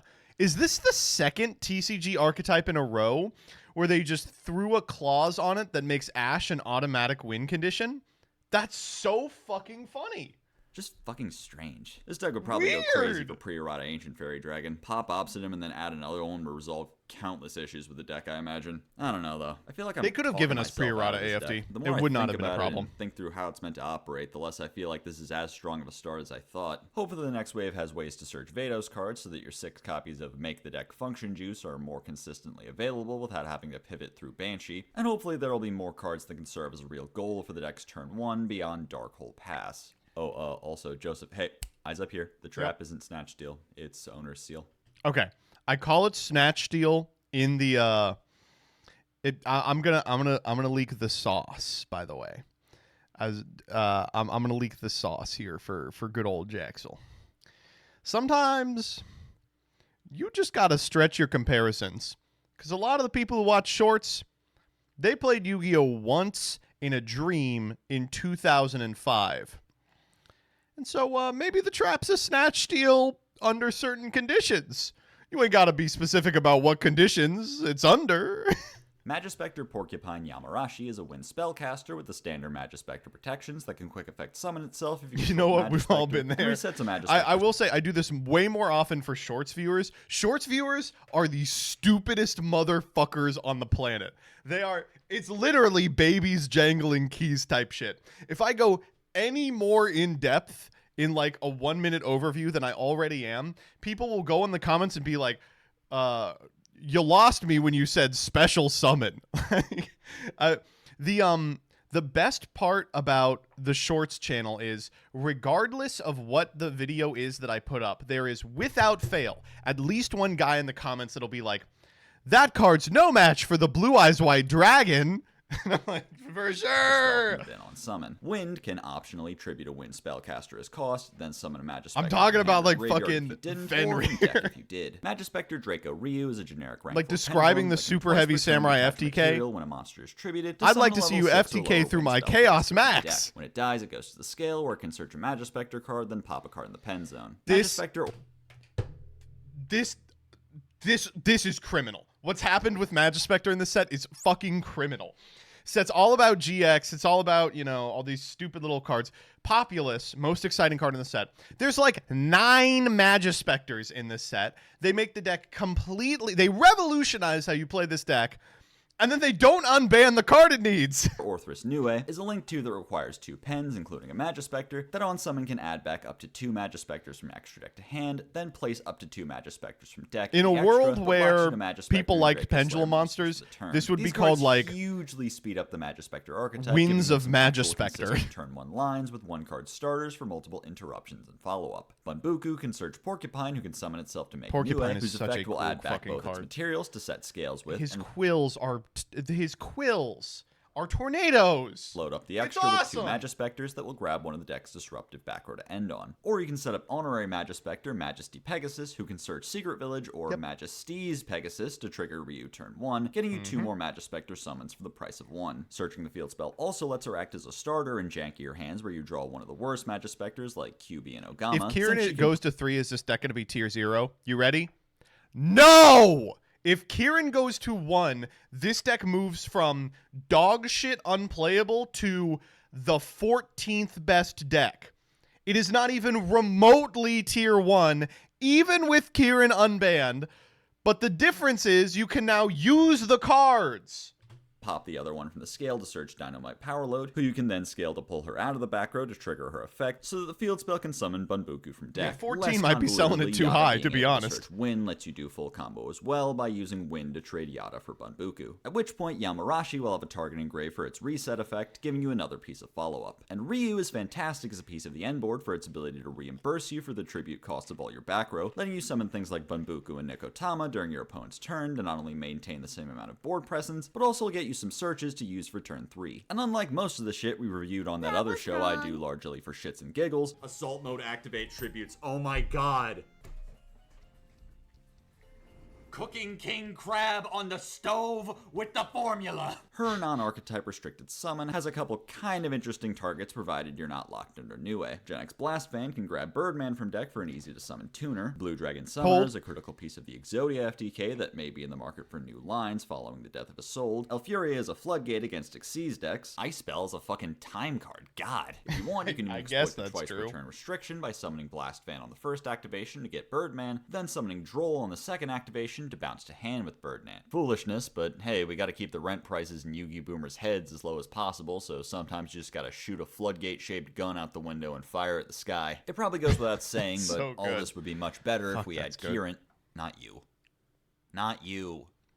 Are there any more Kierans I need to know about? No. Kieran. Magispector Unicorn Kieran would be huge for the strength. Jaxel should be more popular than you. He's so funny. As is, no, if you get on Jaxel and I were the same archetype of with person. Ogama and make Ryu to get a refund on but the like, cost of that trap. But he's if the you legacy Kieran during your support. opponent's turn, that'd add one more pressing threat to your I'm the board through an GX interruption that retrain. you're otherwise vulnerable to. We all kind of assumed they'd bring him back. And of course, in the OCG Lithium to was sell the printed new in support, and 2002. Everyone agreed it'd be no big deal, but no. Still dead in Japan. Still dead in the States, too, so we know it's not an Electromite thing. I don't know what they're waiting for. He's literally in the art of half the new cards. Guess we'll circle back to He's that also, like, not next month. that crazy. Please? Aroma Lilith Rosalina can quick effect pitch itself to gain life equal to half the attack of an Aroma you control, and on summon she summons a non-tuner Aroma from deck, but locks you to plants for the turn. Aroma Blend pitches a card to place Humid, Dried, or Blessed Winds from deck, and can banish itself from graveyard to fusion summon a plant fusion monster. Have not read Miraculously, if your life points are higher. Healing gives you 1,000 life for each Aroma card you control, and can banish itself from grave to reborn Aroma and gain 500. Magnolia is a fusion of an Aroma and any plant that protects your plants from card effects while your life is higher. You can pay 2K to Banish cards on the field equal to the number of winds you control, and if you gain life, can give all plants that much. You're gonna see attack. the donkey Aroma joke Lilith in the middle of a Rosemary searches video an Aroma card on summon, and be summons like, Aromas oh yeah, from this hand guy to and its MBT zone are when two you gain different life, people. and contribute a monster it points to banish a card on the field and gain 1,000 life. I literally, These cards have some 15 minutes potential. ago, did Plant Goblins Rosalina Are Real. Can be another one-card starter by summoning Laurel from deck, whose effect to gain life when it's linked off for Jasmine will trigger her effect to search, Nature getting you an demands a extender white that boy. Jasmine can tag into Lone Fire, who can then tribute Jasmine to summon Loci, clearing the EMZ for Dryas in the process. This line is neat, but isn't really optimal, although the deck has already started playing Laurel as part of an adaptation to cope with the limit of Dryas and Healer. Getting locked to Laurel plants has and always forced to been burn Jasmine's kind of hard playable once in per this turn deck. effect that early can be pretty detrimental. For example, the extender you search with Jasmine is usually going to be Lily Borea, who can still use her effect to search Disc Coliseum, but you won't be able to summon Regulus, so he'll just have to chill in your hand for follow-up, I guess. Furthermore, most of the lines constructed around these cards were made immediately after they were revealed before the most recent ban list, and since the only person in the community who really tries to keep up with every new card between their OCG and TCG releases, well, me, there isn't really a well-theoried out version of this one-card combo that takes these limits into account. Aroma Blend is cool in that it follows in the footsteps of Ground Xeno by being... This is crazy, by the way, right? That this community just doesn't explore some combos and some decks. I talk about this pretty frequently, but like, it's wild that the pace of releases is so high that there are some cards, decks, and strategies that just don't ever get explored. Not because they're like not good enough or like don't accomplish anything new or interesting, but because people are like, eh. Being a fusion spell in the graveyard is an extra bonus on top of an already good effect on wild. field, but they forgot to make the effect on field good. The wins aren't terrible. Human is a searcher and a heal, Blessed is a heal or a reborn, and Dry is a good. pop and a torrential at the cost of giving up your life surplus. These can all add to your potential end board options, especially if you play Sweet Marjoram, but if Plant wanted more bricky continuous traps to put on their end board, they In the wouldn't case have for cut legacy Bloom. formats, And the fusion not just all doesn't legacy do very formats, much but aside yeah, from it does happen a protection. lot. Even the banish is a little fucky in some respects. If you have all 3 wins up, you have to banish exactly I talked 3, about the even if Raid your Raptor opponent stuff has in my 1 or testing 2 group, things and on they were board, just so like, if you no. accidentally get all 3 The Raid of them Raptor up, stuff you is have to banish insane. some of your I'm own excited shit. for So even in Jackson to talk extra about 'em. pure Aroma, it's at least not ideal. For what's worth, Aroma Blend can summon any plant fusion, so let's say you take a detour through a Predaplant engine in your combo, now you have access to shit like Chimera Flesia and Dragostapelia. At least I'm trying. So that just leaves Rosemary, who is actually pretty good. The soul charge from hand is a little wonky. Summoning from hand has kind of been power crept on a conceptual level at this point, but I'm sure it's crazy and pure. As a piece in Plant Link, you could search Blend if you choose to go in that direction, or Angelica, who can pitch herself to gain life, triggering your Jasmines on board, and then summon herself out of the graveyard for extension. The Banish is alright for breaking the board too. Also, I cannot figure out what healing is supposed to accomplish. There's like 20 Aroma cards that do everything it does better. Like, how much more basic does it get than gain life points, summon an Aroma monster? I think probably every Aroma card does that. Raid Raptor Norlanius can target a Raid Yes. Raptor you control and search a Okay, Raid. super excited for these. I was not a Raid Raptor duelist in my time. I remember getting cooked by it at locals a singular time while playing Chainburn. My opponent was playing the fucking Raid Raptor anti-burn trap, and I was like, there's just no way. Valley or something. But as a result, I've spent a lot of time in and around, like, Raptors, and I gotta tell you, these cards are already pretty close. Like, when Wise Strix came out, I was super excited for it, and I'm so glad it eventually had its day in the sun as a really powerful combo enabler. But this deck does not need a lot, is what I can tell you. Raptor with a different level. This is the TMT I do not want to do. I'll tell you this. The Raid Raptor players are so frustrating, and Raid Raptor combos are so unintuitive and so unforgiving. And can banish itself from graveyard to modulate all your Raptors up or down a level. Bloom Vulture. Oh, can does summon Dimax itself in a play it? second Raid Dimax, Raptor we're gonna from steal hand all if your board is ideas. Clear aside from birds, and if your board is completely empty, it can summon itself in another level 4 or lower Raid Raptor from graveyard. Brave Strix is a rank 5 that can detach a material to set a Raid Raptor spell a trap from deck, or if it has a Winged Beast as material, it can detach a material to search If you a want, I rank-up can just magic. sub in for Roost is a Rebby. continuous spell that Legitimately, searches a Raid yeah, Raptor back row probably. when your Raid Raptor is summoned from the extra deck, and can bottom 3 Raptors from grave or banish to draw We'll a card. talk. Glorious I'll Bright is pay you a normal out. trap that negates a monster if you control a Raid Raptor, or any face-up card if you control a Raid Raptor Exceeds, and banishes itself to add back a Raid was Raptor from wrong. grave or banished. Rise Rank Up Magic Raid Raptor's Force is a quick play you can activate in either main phase or your opponent's battle phase to target 2 or more Raid Raptor Exceeds monsters from your field or graveyard, including one on field, and summon an Exceeds monster with a rank equal to their man. combined ranks What and the attach all the fuck? target's material. The year is 2024. You can now synchro summon Xyz monsters. And finally, don't know what you heard, but Raid Raptor Rising Rebellion Falcon is a rank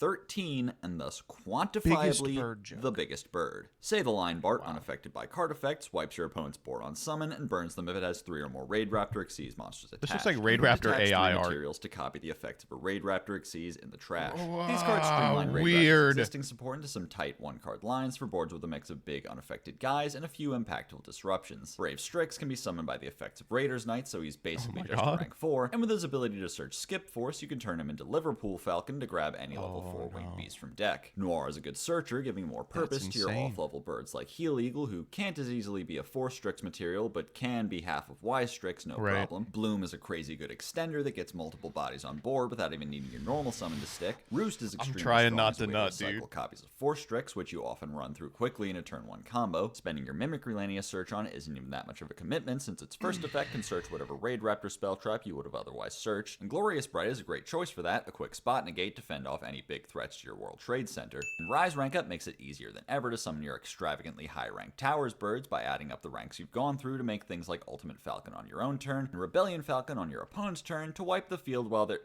Hey, wait a minute. I can explain. With Heel Eagle being able to add Rise rank up back to hand after being used on your own turn, you can do both as part of one setup. And rank 13 is a weirdly very good rank for this exact purpose, since the 3 Xyz monsters you'll be going through most frequently are 4 Strix, Raiders, Knight, and Brave Strix, who look at that's 13. Oh, Well man. design. If this segment feels weirdly structured, it's because I don't know what the words I'm saying mean. Raid Raptors are my kryptonite. I do not understand them. Okay, to be fair, this deck is impossible to understand. Cannot wrap my head around, honestly, even what people enjoy about them. I just asked Dimax what they do and then James Somerton my way into failing the Turing test.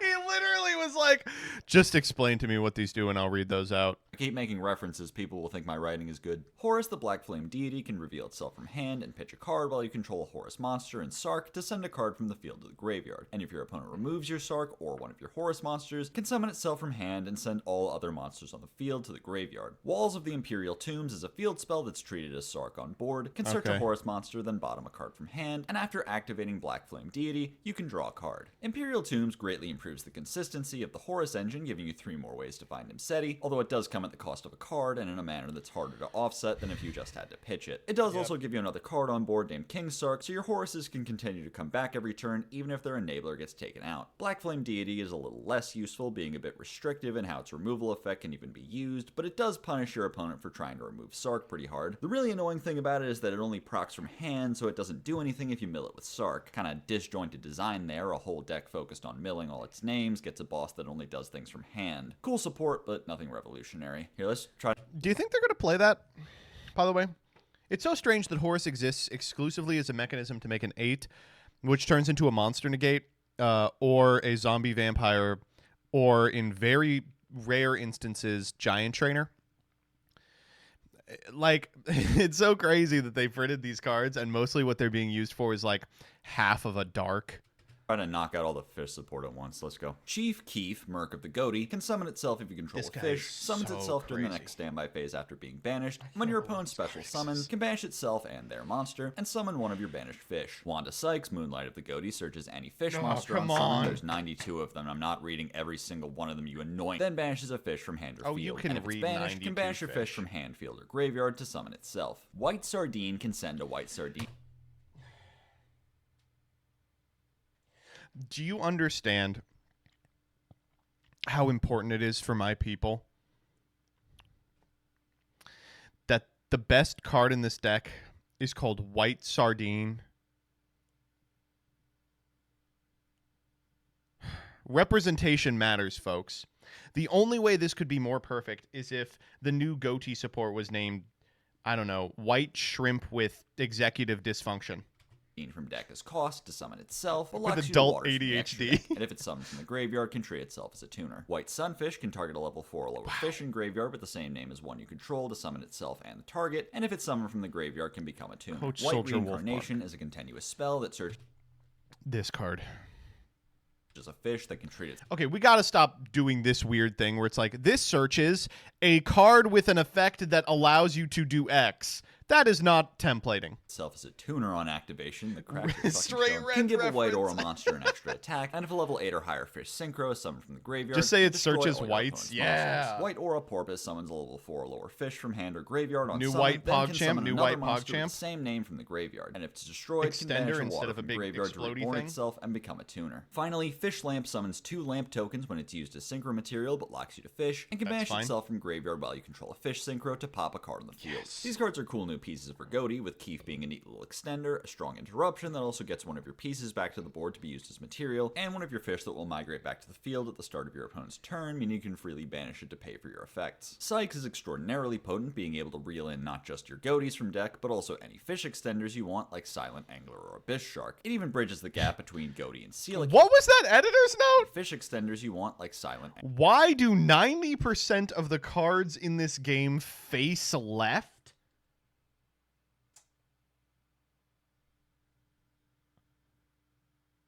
Oh, you've ruined Yu-Gi-Oh for me. Or Abyss Shark. It even bridges the gap between Goaty and Coelacanth, but Coelacanth's level and the ginormous target on his head for interruption might make him a poor investment. However, there's one guy who lets you summon Coelacanth by performing a new type of summoning that I think Jeff Jones might have something to say about. Having to banish one of your fish can be an issue, but since he returns to the board Xyz's immediately after Pendulum being banished, summoning you can offer is him one of up the for most resolution incredible of his own things, and it will effect, then get him definitely right win you back the at game. Cost of a fish from the bin. His revival effect also makes him the perfect target for Ariane Post to banish from deck, and what great timing, because the white folk have given Goaty an excellent new means right-facing. of making Ariane Post. By You got using two Sardine, right-facing mill a on copy field. of himself and summon, you have the ability to resolve It Sunfish. will summoning definitely himself win you from the Sardine. game. I gotta pull it up now. Fuck.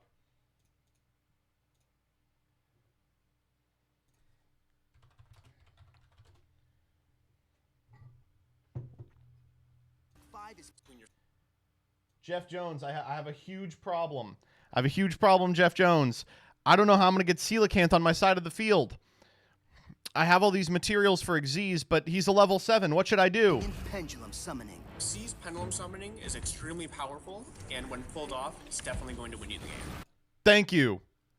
Brave, which can become a tuner, opening up a level 6 or 8 synchro play. If Ariane Post is in the move there, Porpoise can be used as a sort of fish-specific Ash Dragon, getting you back Sunfish, who can also become a tuner. Can we to get make this a as a 10 sub life sound? chain Yeah, even we'll get mirror. it as a The sub odd man out is Fish Lamp, who can put a lot of bodies on board and serve as a cool removal tool, but might be tricky to work with on account of being fire instead of water, and therefore unsummonable under the restrictions of Abyss Shark. Evil Jeff Jones be like, Synchro Xyz summoning is an incredibly weak tactic, and when pulled off, will definitely lose you the game. White Sardine.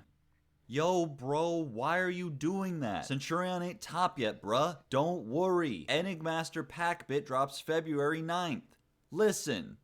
I was never dick smart at penis shot. I actually didn't write the song. Now, they can't all be winners.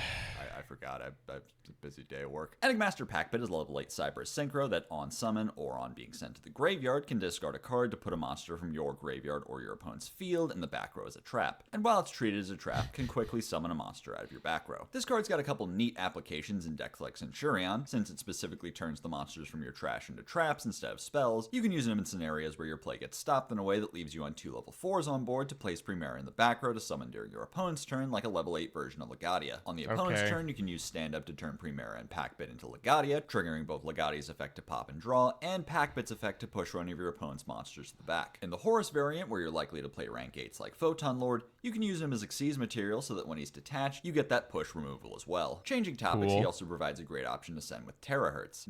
Is that Firewall Dragon Tempest Neo Tempest Terror? Normally, Aggregator is the only worthwhile option for Terahertz to send on your opponent's turn for a disruption, but he's like really bad at that because trigger effects that negate a monster need to be very precisely timed and not be too late to do anything. Mirror Logic Aggregator, one of the biggest frauds in the game. I think probably the biggest fraud. I remember people were trying him in Generator. People tried him in every Cyberse deck as like the 3rd best Nadir target. Legitimate fraud. Especially when taking player priority into account. A triggered removal effect is much more flexible as disruption. There is, however, the issue of the discard cost, which, yeah, that's annoying. Yeah. I like all these cards in my hand. They're my friends. At least it's for effect, not for cost, so if your opponent negates it, you won't be down a card. EMP Meow Mine is the level 2 Cyber. It's so fucking insane that this is like one of the best cards in the set. First monster that summons itself. Wow. If there's a Link monster, pretty much anywhere. And if your Link 2 monster goes to the graveyard or is banished, you can banish him from hand or graveyard to bounce an opponent's monster. This card is a great new extender for Cyberse decks, being about as generic as it gets for the ability to summon itself, especially when playing into a board. And its effect in the graveyard gives you a great way to board break, a good deterrent against your opponent out of your board, and a potential disruption that will trigger when using the effects of IP or SP. Did you see they nerfed her ass? In the US release, she's just got like one cheek. That's fucked up, right? It wasn't even for, like, sexy reasons. They were just like, isn't Masquerena white? No, we got to get the continuity there. She's no longer a pog. This interaction also makes it a great option for Sprite, which can set him up with Sprint or Gigantic, and has seen success in Salamangreat, which I'll never forget, one time I really got Jillian, is I was giving her a massage, and usually when I massage Jillian, I do her shoulders and her upper back, and sometimes I do below, like, her butt cheeks, because, like, that's kind of where all of your muscles all connect. And I was like, Jillian, oh my God, I didn't realize this. There's something terribly wrong with your butt. And she's like, what? And I'm like, yeah, it's got a huge crack in it. And she thought this was the funniest thing ever. She like pissed her pants laughing. which has become less Firelock dependent after the release of... Well, we'll talk about that. Memento Clan summons itself if it's sent to the graveyard by Memento Monster's effect, and fishes a Memento card out of the bin on summon. This card adds some options to Memento's plays, giving them something to mill Tatsuno Toshigo and Goblin that will immediately translate to cards on board and in hand. Can we play Memento Goblin and Goblin? But that doesn't really cleanly slide into existing Memento lines in ways that really change the math. The 1-card combos are still Snatch, Steal, Pass. The 2-card combos maybe have better odds at ending on IP or SP in addition to your trap. I wasn't even going to bring this card up at all until I heard about the Legacy of Destruction support. I'm going to be honest with you. The Legacy of Destruction support is interesting. Wretched Ghost of the Attic is just a complete nothing. Like, it will probably be in the deck in the same way that fucking Candle Illusion is going to be in Branded Chimera. Like, yeah, it's like a very slight increase on a couple of metrics, but not so much that it even warrants discussing. Reinforce, this card actually will matter to the functionality of the deck once it becomes, you know, playable. So I thought I'd bring it up now so there isn't just like a phantom memento you've never heard of before in the next video, like Graggle Simpson. Okay, quick paragraph about Swallow's Cowrie, because I think the card's really good, but I have 15 minutes before my deadline. It tributes a Wing Beast from hand or field to search any Wing Beast with the same level. That's really good in Blackwing, Fluanderies, maybe Raid Raptor. Can dodge imp. This card is insane, says Final Dimax. I think Dimax plays every single deck this card is good at. Perm on your activations, but unlike Nest, it doesn't card's need insane your in normal Raid summon, Raptor, so it's really insane good in as a starter. Flu. Maybe try I don't give something a fuck with about Kujaku. Blackwing. I don't know. Not Well, Kujaku also, it's a Jaku. quick play, so it can play around Droll, and it kind of gives you the ability to pivot off of lines that lose to Droll when your opponent reveals they have it by essentially going, never mind, I'm searching something else as Chainlink 2. Emissary Correct. from the House of Wax is an illusion with the illusion gimmick that summons itself when your Speaking opponent of. attacks, and at the end of your opponent's battle phase, warning points your opponent's whole board until their next battle phase. Battle Fader is a dying art. A role in society that has gone the way of the dodo bird and the fax machine. But every now and then, it becomes clear that they refuse to die. Emissary is a crazy punisher for going to battle phase without a negate on board or a way to destroy a monster. Since illusions, mostly, are safe from battle, your opponent will be forced to go to main phase 2, at which point everything they built up in main phase 1 will be pinned in place, unable to even help them rebuild. Obviously not that great generically, but in Chimera, you can use your Gazelle search on Emissary to use as a deterrent against your opponent trying to out your board with the battle phase. As with all battle tricks, it's less of an active threat when your opponent knows it's there, but like Relinquished Anima, even if it never resolves, that means it's doing its job. Master... It's so fucking annoying. It's like it's very weird. I say this all the time, but it's so funny reading like generic cards and like, let's say they print a Fluanderies and it's an 8-star winged beast and it says when this card is normal summoned you win the game. You would probably be like, I mean, it's okay. I don't think it's like better than M-Pen, you know. I think like loses to the same stuff. You're always getting drolled before you get to it. Still loses to Imperm, right? Like, I don't know. It's all right. And illusions, if they print a card with the subtype illusion, and the card is like, when this card is added from your deck to your hand, gain 15 life points. Everyone goes, yeah, so this is going to make illusion tier 1. This is like a total game changer. And, that's just because illusion just has a random extra search in it. Like, it just like illusion, their resource loop is already like closed, but they have one little extra search that could be anything, and they're going to spend the next 3 years just printing little anythings. Like, and so the wax guy is currently the best anything until that Dark Magician girl comes out, and then she will be the best anything. Eventually they will print an anything that does something. Doctor of Ham is a fusion monster. whose That's why the new materials Diabella are is good one in copy Chimera. of instant Exactly. fusion that She's summons in any flip anything. monster from hand or deck face down on being summoned or flipped, and can banish 2 flip monsters from grave or face up field to reborn it. There was a period, Leah plays this deck, there was a period where we were like, I think we might play Jongular Ghoul. Thankfully, we don't have to. Itself face down. I don't actually know of anything They have in the particularly middle. worth saying about this card, but I was informed that And if I failed they're to saying mention it's it, cute. the trans community would finally cancel me once and for all. I'm already on What? thin ice after the grave mistake of being right about Earthbound prisoners. Anyway, the flip leg agenda continues. By Angel of Mischief. What did Jaxel say about Earthbound Prisoner? That they're not very good? I don't think he was right about that. Josh played them on that one stream. Orphis Scorpio is a 1-card guard dog lock. Iron Thunder is a counter trap that pays half your life to negate a spell, trap, or monster effect on the field, and destroys all cards in the same column as the activated card. While it's an extremely strong card with access to some of the best parts of both Judgment and Strike, it has its pitfalls. If you want to use it in a way that a deck like Spiral, for example, would have used Judgment to stop Dark Ruler, your opponent can play around that by activating Dark Ruler in the same column as one of your threats. If they go Dark Ruler in the same column as your Baron, Iron Thunder might not be as profitable a trade as you might have hoped. I think this is going to be some day one cope you should know how to easily exploit. Vsauce lore update. Come on! The Black Goat Laughs can declare a monster card name It is kind of weird that exploit. Vsauce has one new card. Like, isn't the whole point of the new Vsauce stuff that he went all the way back in time and had to redo everything so he could get the good ending? And they were like, you're getting one card. The Black Goat Laughs can declare a monster card name to make both players unable to special summon that monster for the turn, except from the graveyard, and can banish itself from the graveyard and declare a monster name to make both players unable to activate that monster's effects for the turn. You know what? Fuck it. I'll be the one to say it. What an annoying piece of shit. I mean, seriously, Yes. fuck target. Yes! Holy fuck! What? Oh, everyone is gassing this card up. It is so fucking annoying.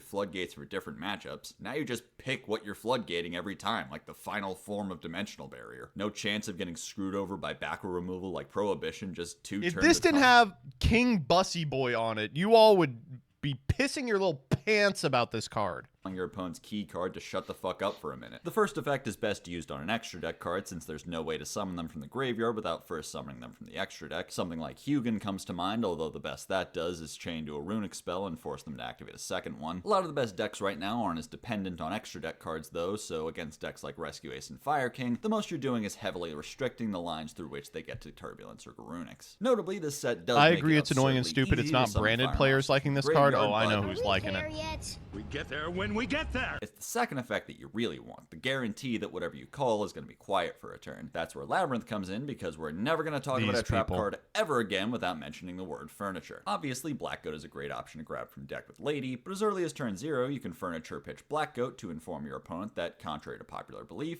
they've actually lost the die roll. By the time it hits the graveyard, it's too late for even so DD funny. Crow to save you. They can chain to a shifter and draw phase, so that's not good enough. Seems like the only way to counter that would be either Skullmeister or Engraver of the Mark. Ugh. Now imagine combining this with Transaction Rollback, who can copy Black Goat's first effect to restrict the summon of 2 different mission-critical monsters in your opponent's deck, or let you apply both its Summon Floodgate and Effect Floodgate in the same turn.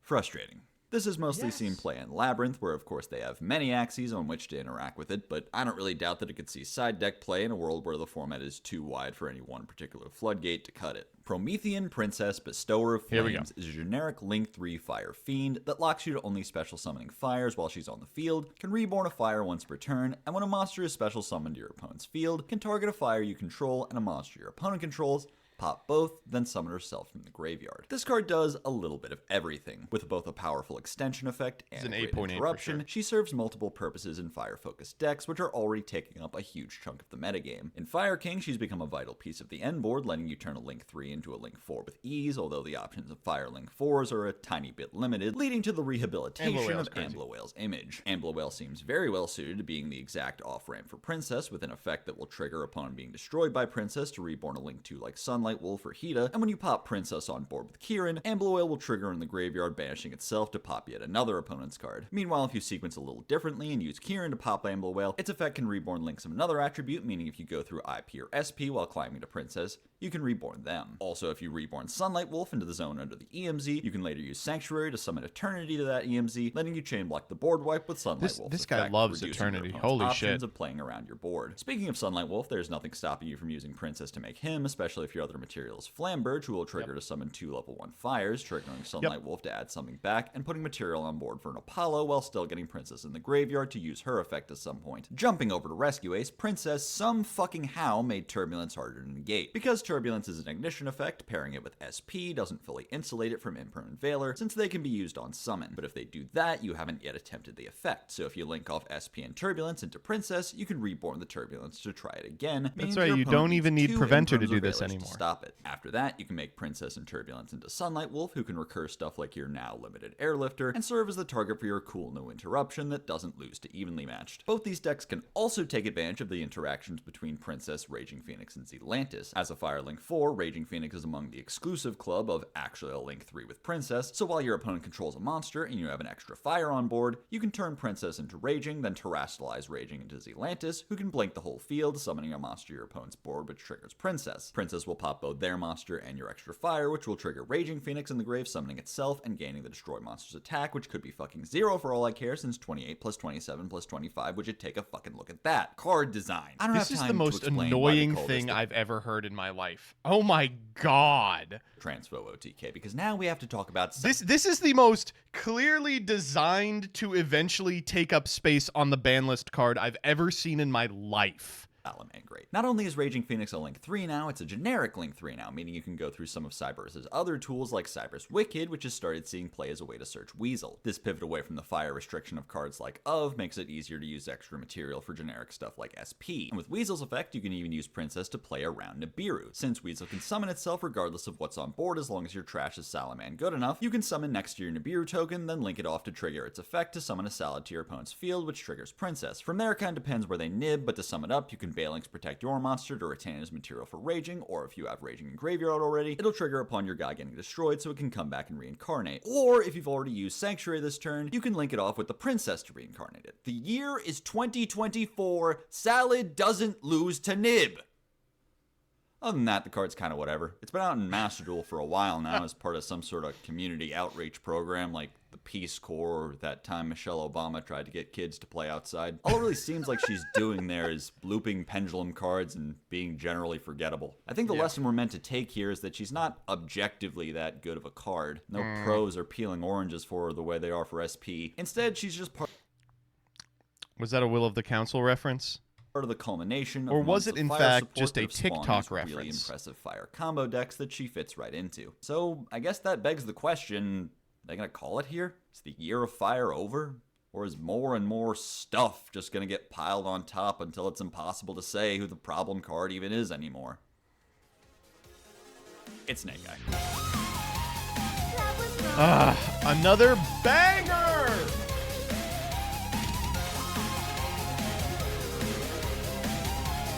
Remember, folks, we are not just watching on the MBT.TV stream. We are going to the webpage. We are subscribing to the channel. And we are making some comment. What did I say the comment was going to be about? About how it's a Diabell Star is a Wicked reference. See what we got? A lot of people saying Wicked, but most people saying that I'm wrong about Wicked. Go to hell. That was wrong. I regret to inform you that is not how you pronounce Chulane. It's Kukalin. But no one will ever know that if I delete your comment. It's true. All right, let me get Doug in here.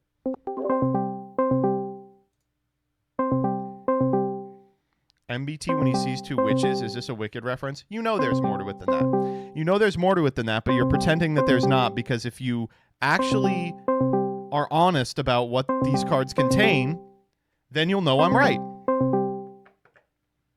At the point where you're actively ignoring shit,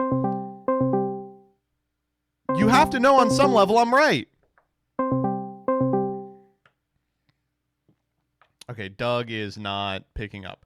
So instead, I'm going to take a PP. Do the goblins reference anything? Yeah. So in Wicked, halfway through the first act, a man named Big-Headed Bagabonga shows up.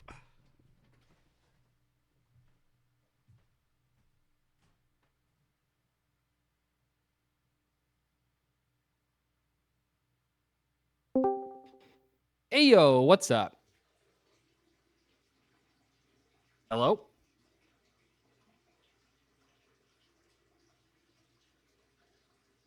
Paging Joseph.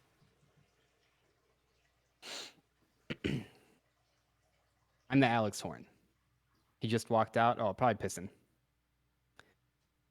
Yeah, so, with the sequencing of plays, I was I would say so well. it's I'm so sorry. I didn't think this video was going to be 41 minutes.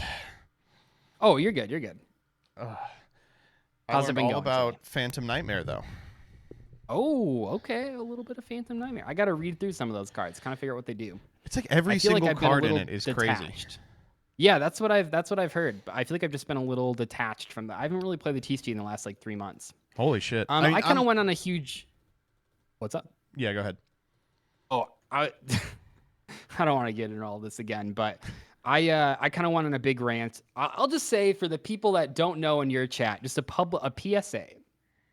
The Progressi channel is not Joseph. It is not me. It is not Alex. It is just a leech that re-uploads streams and profits off other people. And YouTube wants me to copyright strike them every single week. I just want to make that known that there are other ways to watch the reactions. You have VODs both on YouTube and Twitch. Support the official release, the official reaction. I don't care about reactions, but it does kind of bother me sometimes that I don't want to go on a whole rant. But Yeah. Don't bother. And just in case, because I said that in my chat, and like most of the people did not realize it was not official. Yeah. And I think that it is very disingenuous to set up the channel with like links to your channel and say like MBT approved and I think it kind of masquerades as an official channel. And obviously you have multiple channels. So I think that actually helps a little bit, like keep it, but just in case you guys didn't know, they are doing no work and just profiting off other people. So if you all want to, this is the most frustrating part of all of this is MBT and Friends hasn't been uploading reactions recently, and that's where usually they live. Yeah, and it's because it got demonetized for what was it? It was like not enough original upload. Content, right? Yeah, it got demonetized for duplicate upload from Progressies. So I didn't realize. I did not realize. Well, the good news is that we have a YouTube partner manager, and so within the next like a couple of weeks, I imagine they'll start uploading again. So support the official release, I guess. Well, that's the thing. Like, yeah, like if it was going to one of the people in the video, like I'm not saying you don't bring anything by reacting to it, but it's like, why are you not profiting off? Yeah, it? like I bring dinner, and I eat it during. Yeah. It's like anyway, but I don't want to be the villain. I don't want to. I don't think a YouTuber has ever, copyright striked another YouTuber to the point where like the channel got canceled. But I just want you guys to know, literally at any point, I could just delete the channel, because if a channel gets 3 copyright strikes, and they'd be so easy. It pops up and the YouTube gives you like copyright options. It says like this person reposted 90% of your video. It'd be the easiest copyright strikes in the world. 3 copyright strikes, your channel, it gets deleted. Do my VODs pop up as well? Yeah, but it only says like 5% or 10% because it's like a 4-hour video. Oh, so it doesn't really matter. Anyway, now that I've ranted about that, how much money are they making though? I don't want to get like too into it, but I will just let you know it is a substantial amount of money. Let's say they're our videos that are like getting 20 to 30K views. It's not crazy, but it's definitely a lot more money. It's definitely too much money for doing no work. It's not a living wage, but I'm gonna be honest with you, chat. It's not that far off.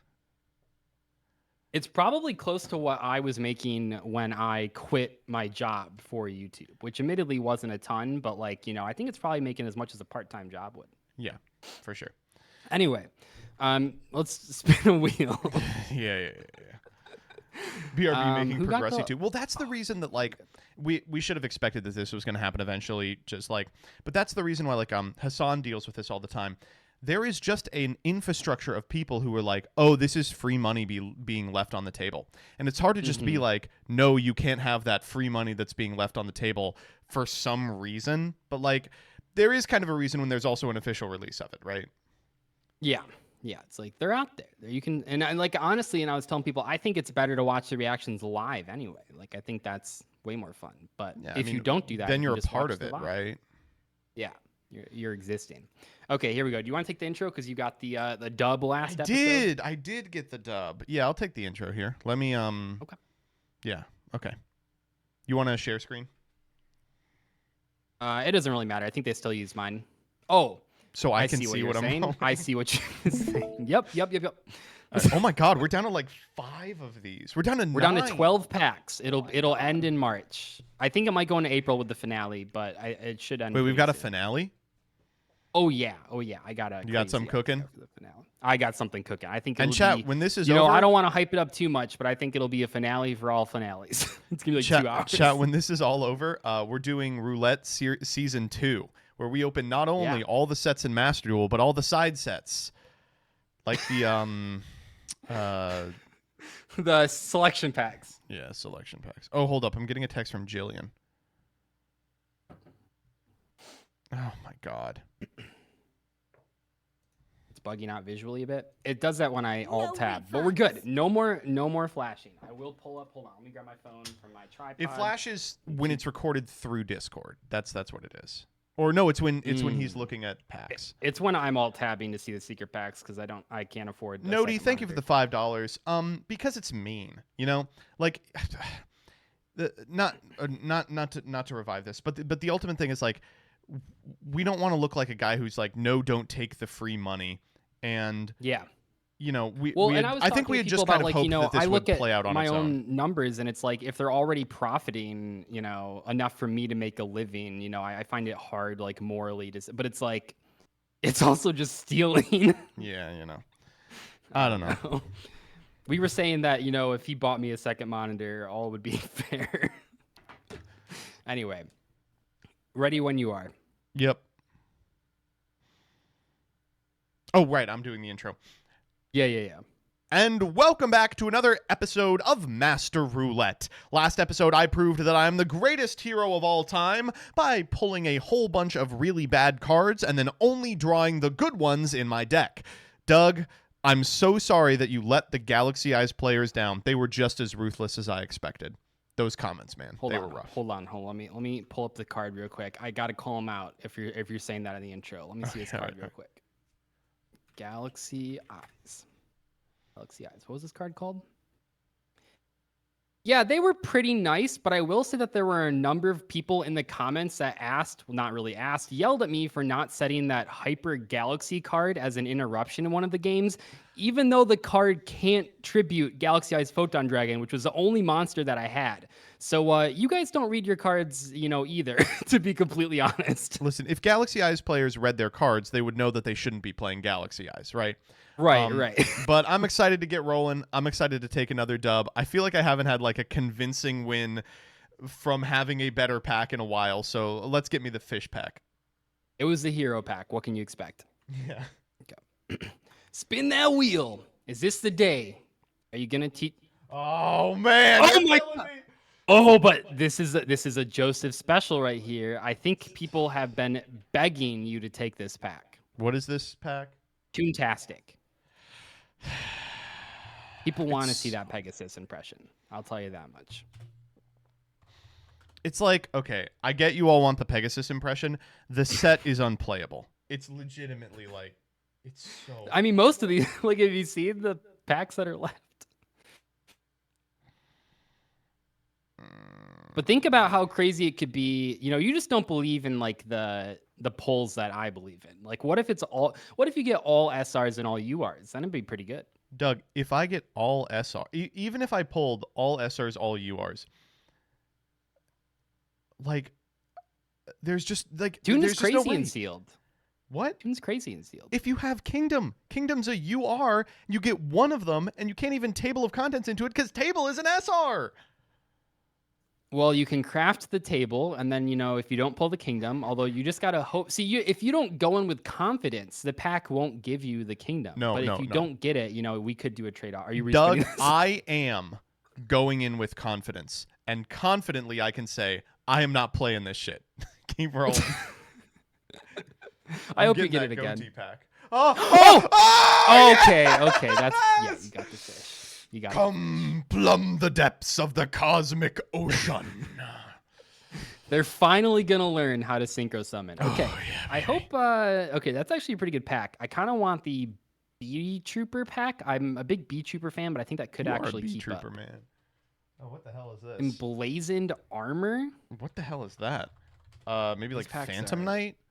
Oh no. Is that one? I think that one's been taken. It's wow. It's the Vylon. Vylon ABC. I guess pack. ABCs are in here too, right? Yeah, all at SR, by the way. Last time you re-rolled from this pack into one of the best packs on the wheel. So, I mean, it at least bodes well for your second spin. I feel like this pack has some good cards at low rarity. Vylon material. I don't know. Vylon element is a common. Yeah. Does that even do anything? I think that does something. This pack looks really bad, actually. It's I'm gonna terrible, respin. It's one. almost I don't think that can unplayable. beat the fish pack. Oh god, I thought I was gonna get the Toontastic. Terra Firma. Oh wait, this is the new pack. Transcendence. It's kind of just a pile of Earth It's just Earth monsters, stuff. but it is a no. pack. I think this might be able to This is compete not with the the new goat. pack. Oh This no, is not the new pack. Terra Firma the Transcendence is the Earthbound Immortal Malefic pack. All right, so the fix for this pack, the only reason it's on the wheel still is that for every Malefic you pull, you get one of the counterpart. We're not going to do anything with the field spells. You just have to pull field spells. But I mean, there's no other way for this pack to be playable. People want to see That seems Malefics. way too good. You're just gonna summon a 4,000 attack point guy, and I'm gonna die. You better hope those fish can deal with it. See you in the They can. polls. I'll be fine. All right, good luck, man. I'm just whining the wine. I'm gonna be honest with you. This is it's pretty good. I feel pretty good about it. Ugh. Okay.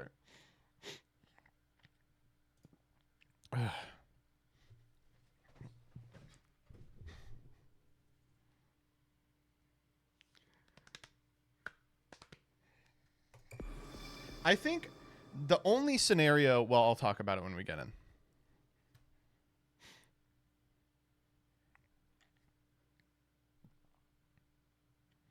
Now here's what dog blah blah blah.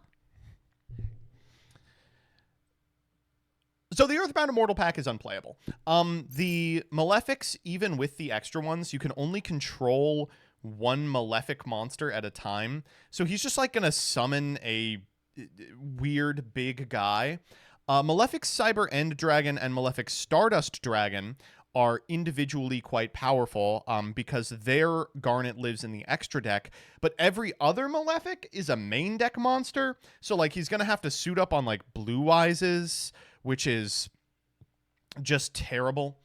The world in which we lose is he finds Malefic Territory, which is a super, and sets Malefic World, and then goes for Malefic Cyber End, and we just don't have an out. But this is complicated by the fact that half the cards in this set are the Earthbound Immortals, which are not playable. Supe and a Skater are in here, but unfortunately for Doug, there's not any good synchros in here. You have the Sun Dragon Inti and the Moon Dragon Keela, and then nothing else. And then tons of UR slots, SR slots, and rare slots are taken up with Uru, Wikuria Rasa, Coco Pakapu.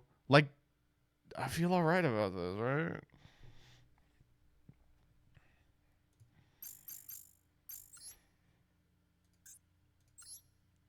Ooh, but he could summon regular Stardust Dragon. That is actually true. All right, what unlocks the fish pack?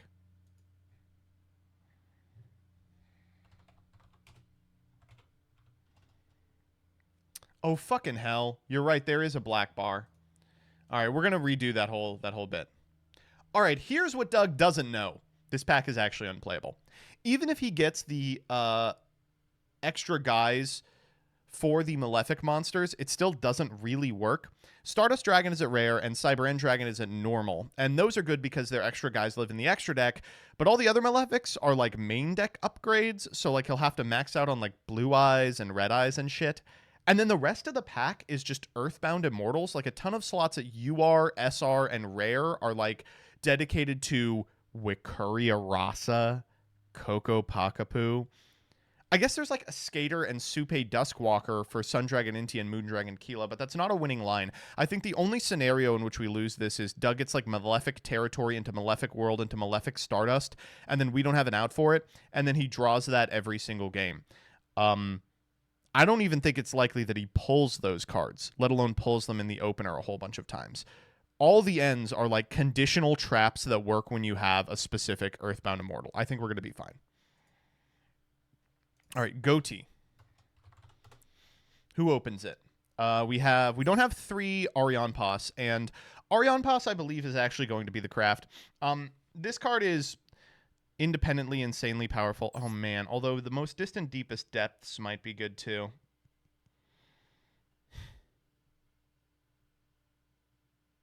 Lifeless Leaffish is not in the pack. Uh-oh. All right. Regardless of what happens, we really need Arion Pass.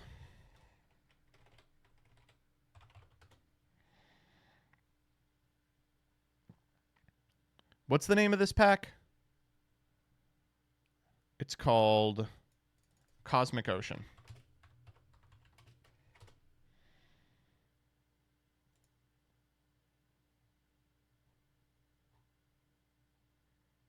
No, it's not. It's called, what's it called? It's called something else. Treasures of the Cosmic Ocean.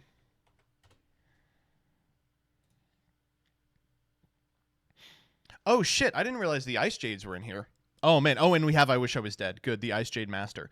Well, with the understanding the Ice Jades are in here, is it actually better to craft Agrine?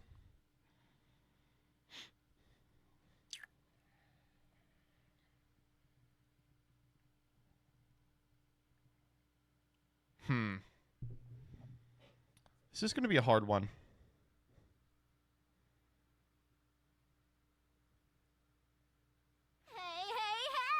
Hey, the Plebe King. Hope you had a good stream. Ron Agrine is not in the pack. No, just normal Agrine. 4-star Agrine.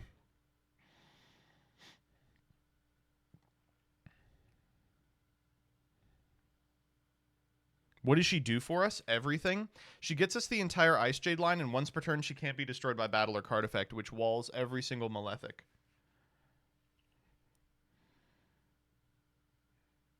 If you don't pull a level 10 synchro, the Ice Jades are pointless. No. They don't know. I think we're still crafting Arion Pass. I think there's like no reason not to.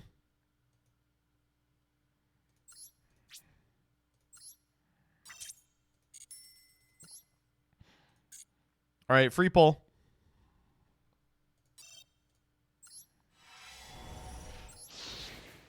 These are actual free pull. Isn't that crazy? We've never pulled from this pack. Oh my god, and we got a super. Stingray's good. Monoceros is good. Abyss Keeper good. And? Cradle is so strong. Are you kidding me? That's unbelievable. You know they have a non-once per turn Rhoda, by the way?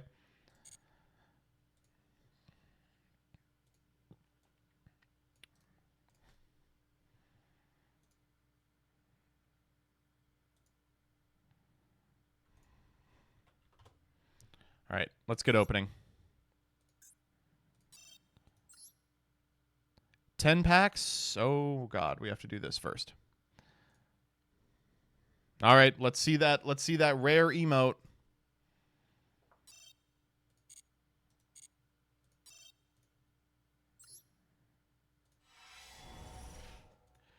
Okay, that's not bad. Again, we actually do want a lot of the common and rare stuff. Like, the goatees are at common and rare, like Schiff and shit. And we want 4-star guys. We don't want this guy. Oh, Tinloa and Tremora are huge. We want to max out on both of those. That was wrong.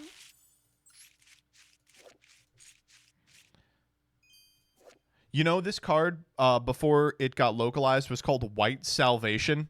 Why'd they change it?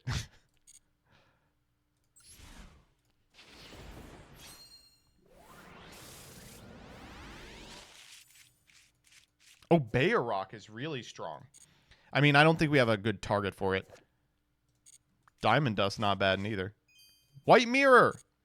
It's like the opposite of Black Mirror. What if Yanan wasn't a computer? Ferret Flames. Reflex Slime. Oh, we're going to play the fuck out of Reflex Slime.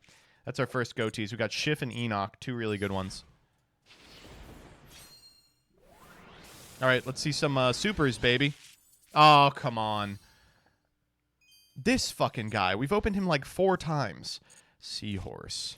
Force Focus is interesting. That's not a bad card. Ah, there's Snopoisis. So good. Zep as well. I mean, we're picking up our staples. We don't have anything crazy yet, but it's just important that we have all those cards already. Jesus, come on. I get it. Sagex. That's our White Mirror playset. That's another Zep. Surface is pretty good.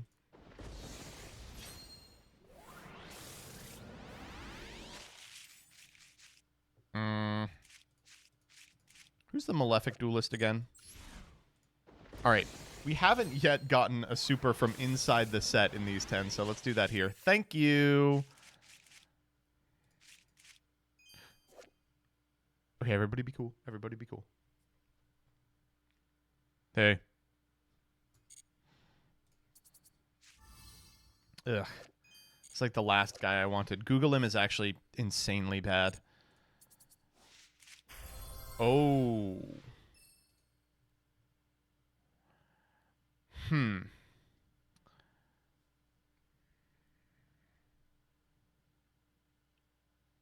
Trash? Oh no, this is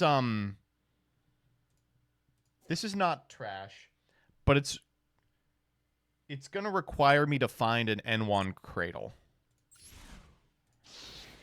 Worse you are in the pack? No, there's worse. Oh my god, wait. Doug's correct. Chat's correct. Doug will have a field spell. Wait, it's perfect. Come to me. Oh, happy Pride. Here we go. Oh, it's out of the pack. Fuck off. Oh. Oh. I've opened like 1,000 of these. Ugh. It's a 9-2. Really bad for us. Oh my god. Holy shit. Well, that's the best card in the set for us. So things are looking not bad.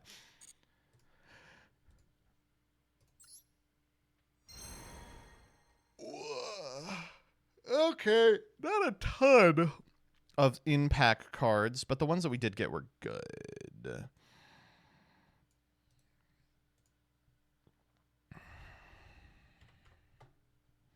Ass can, but Ass died 5 years ago.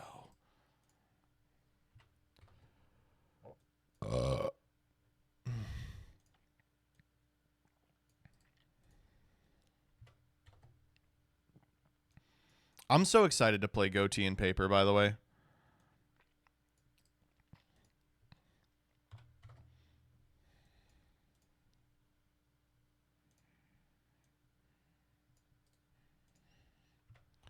I think we got most of the goatees we need. Let me check real quick. We could do with another Schiff.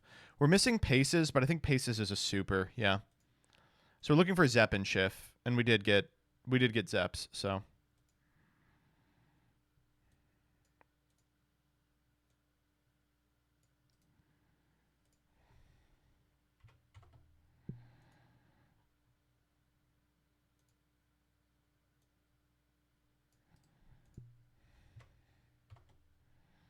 New fish TMT when? Soon.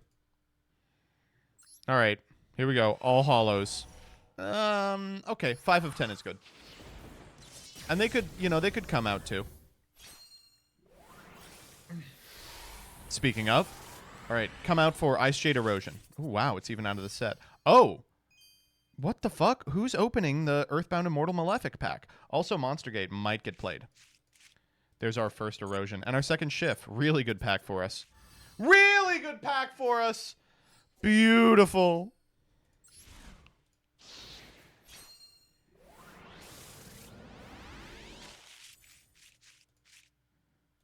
That's a fun card. Okay. Good pack all together. That's our Zep playset done. Surface, I think, is going to be pretty good, just by virtue of the fact that the games are going to be longer. Tinloa playset, that's correct.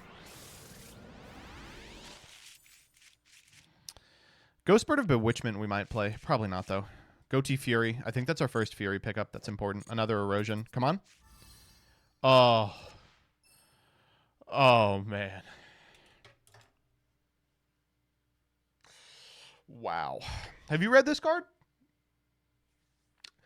You know, it is really a testament to Ice Jade that they are not playable, because every Ice Jade spell card reads you win.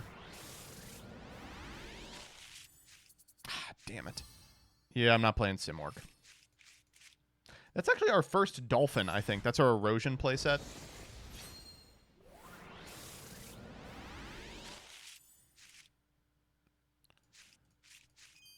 That's our Snopios playset. Goatee Chain. Wow, that's an incredible trap to pick up. I'm not going to lie. All right. Now, what do we want? N1 Cradle. Oh, we might play Dimension Wall. We do not have Agrind. That's kind of rough. But, like, she's a super. There's a possibility we just never find her. Oh, my God. What the fuck is this pack? Well, half of it is useless. Speaking of. I mean, that's funny. That's our second Ixip. That's our second Enoch.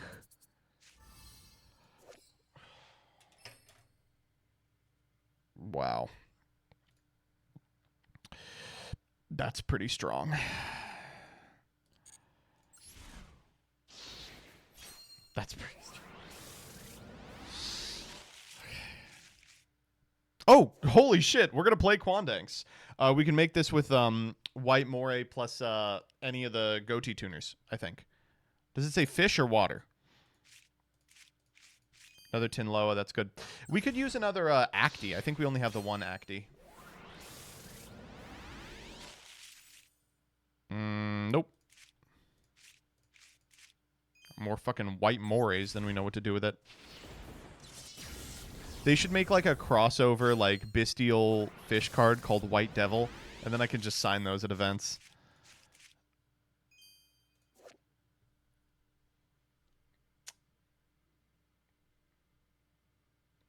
If the UR is Gimmer Agerine.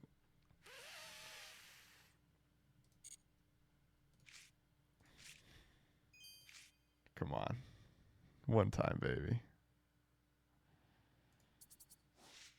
Oh, the Gims always wins. Whoo!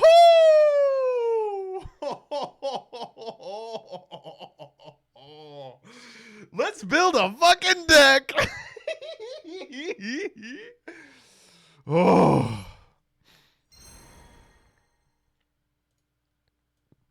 Check him, PC. It is not regular. Oh.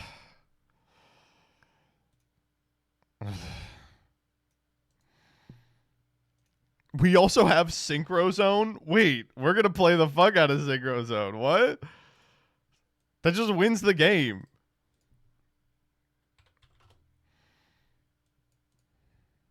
Bro, your swag is too hard. We could still lose this. I have faith in us. Unfortunately, I think we can't play the Long Guan. It's just not likely enough. We have a Shunna. Yeah, I understand we have a Shunna That's the only worm target in the deck.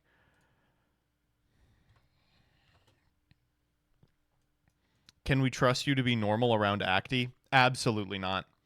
No, absolutely not. No refunds. Lot Lizard, it's my birthday. All I want for you is to send me a video like that Drake one on Twitter. I don't know what you're talking about. The Drake video on Twitter?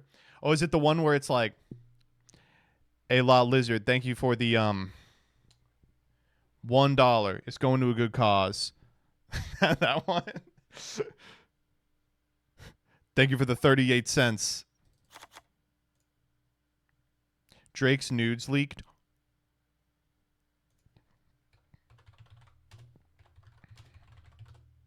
That was wrong. Oh my god, did it just happen?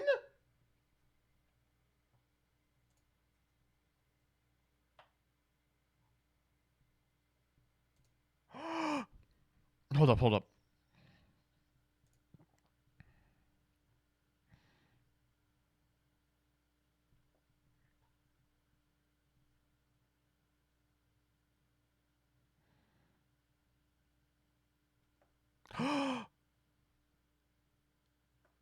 Aiden asks to see the video and then says he's going to send Drake a voice message and says, I'm still live, bro. We're just looking at this shit.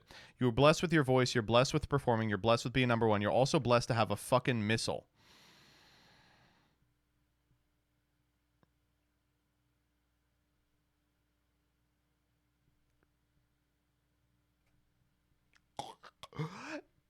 How do you breathe?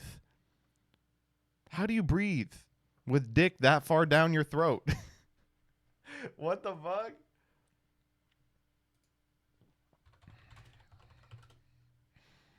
I'm looking it up.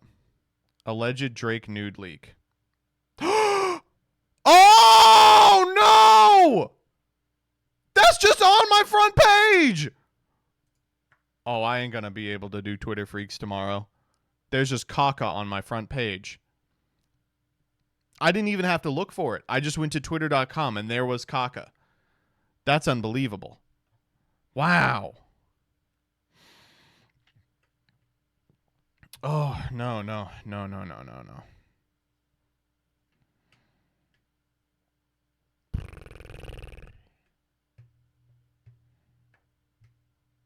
What's Drake packing? I mean, okay, there's just no way.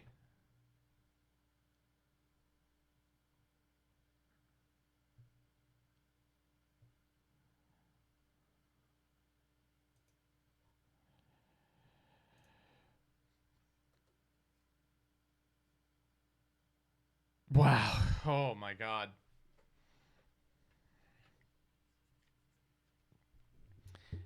It's kind of big. Chat, I'm sorry.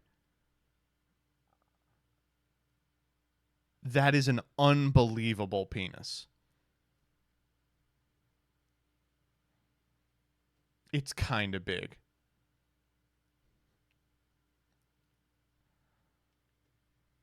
Legitimately, it looks like one of those things that they do. Do you think it's natural? Absolutely not. 0% chance.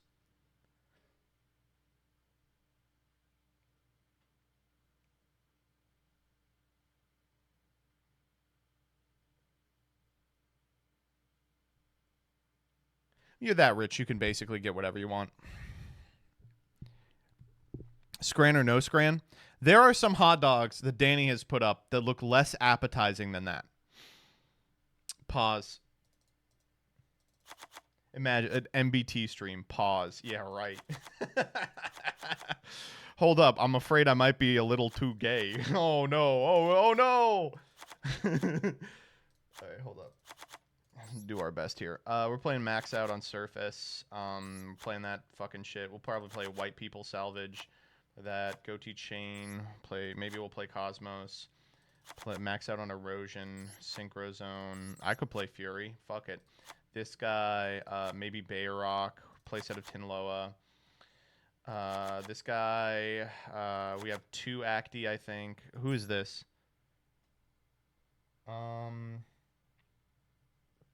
Maybe.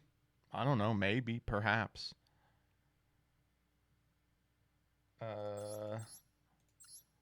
Oscon, this guy, Monoceros. Theoretically, we could make Force Focus.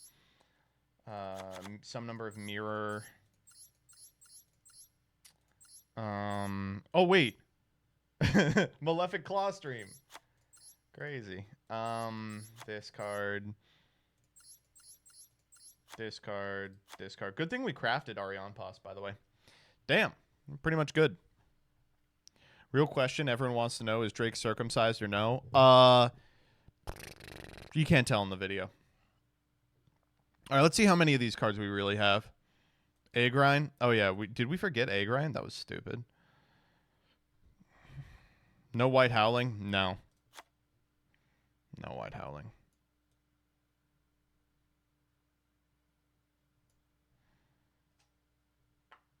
The average peen is like 6.5 or 5 3/4. The average peen I think is it's what like 3, right? You're right. It's like 3. Yeah. Yeah, it's about 3. Yeah. Yeah. Okay.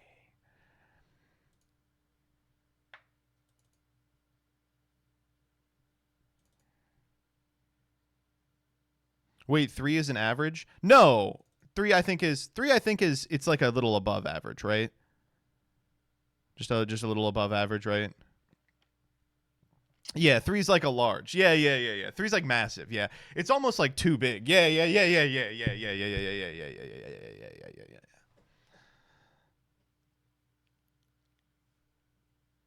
We're speaking centimeters, right? Yeah.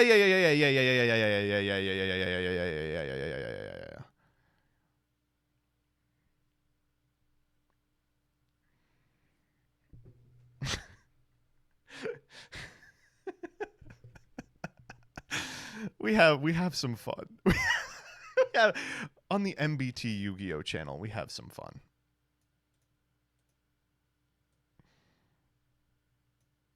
All right, okay. I think the average is going down slightly. Yeah.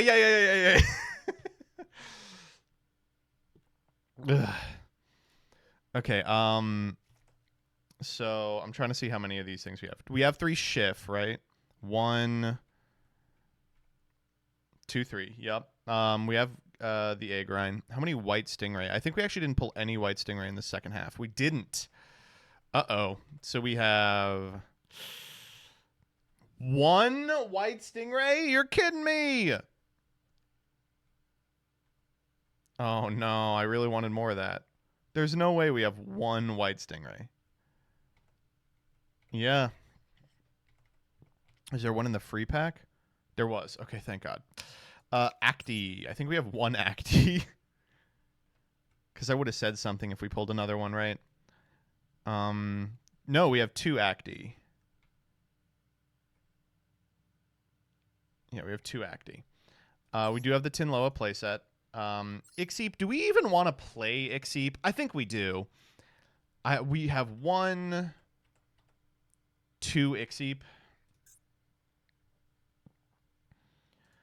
How about Mini Mina Rikura? We have... That was wrong. Speaking of average sizes, I remember one girlfriend I had did the, "Oh, you're so big" line on me. I had to stop and give her a puzzled look before continuing. When I was in, like, high school, when people would be like, "Oh, my God, you're so big," I'd be like, "Oh, thank you." But, like, by the time you get to college, when someone's like, "You're so big," and then you go... You don't have to, like, lie to me. Like...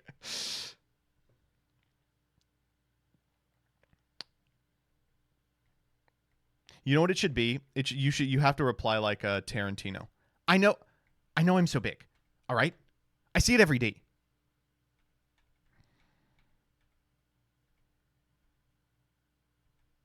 No, mine used to be bigger, but it's smaller now. I had to get a reduction. It was like so big that it was uncomfortable for people. It was like, to put it into perspective, it was like 3 or 4 inches. Like, I know that that's, like, untenable to a lot of the population.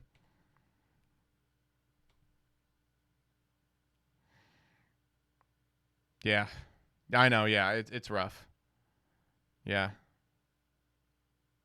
That's too much for any woman. And you know, it's way too much for any man. Yeah, for sure.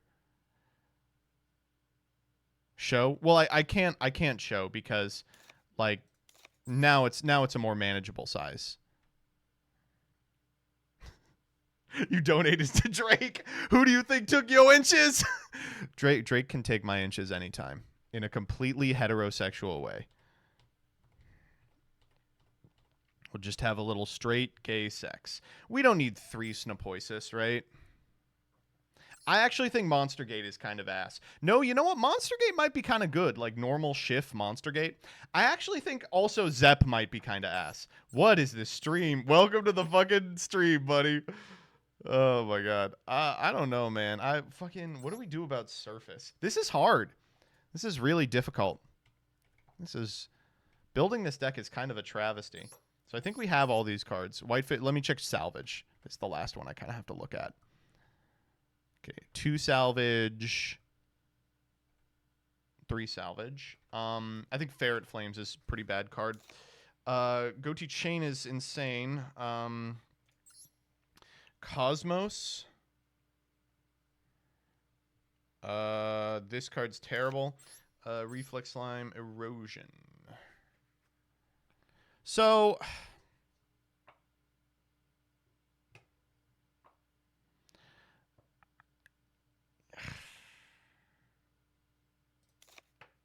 I think Erosion might not be very good.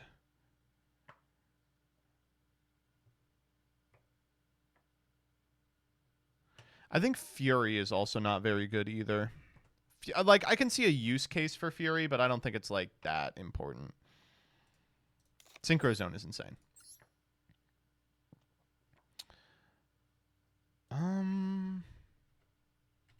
Erosion is hot red, though. Yes, but we don't have very many Ice Jades. Like, okay, Agrine Erosion is crazy. But any scenario where we find Agrine, we can just go get Erosion.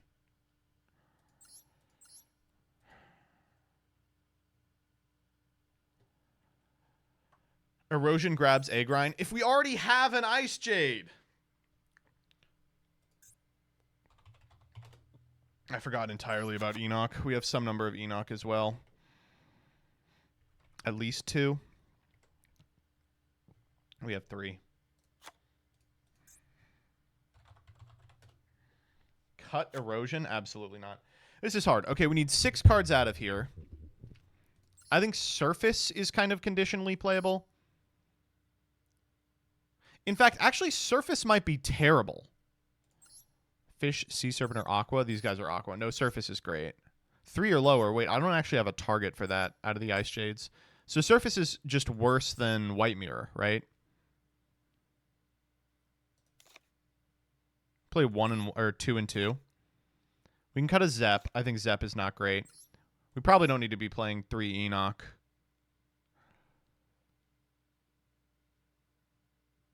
Let's eat the Enochs. All the fish tuners, you literally don't need them. What the fuck are you talking about? All these guys are insane. Do we need 2 Ixeep? We have 2 Ixeep. I think Ixeep is really good. I mean, we're just by shaving chaff, we're down to all but 1 really good card, right? I guess we could cut a Salvage. Like, we don't want to brick on Salvage.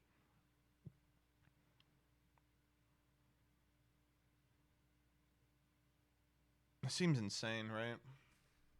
How does Doug activate the second effect of Erosion? I mean, if he doesn't activate the second effect of Erosion, then we win, right? Oh, I see what you mean.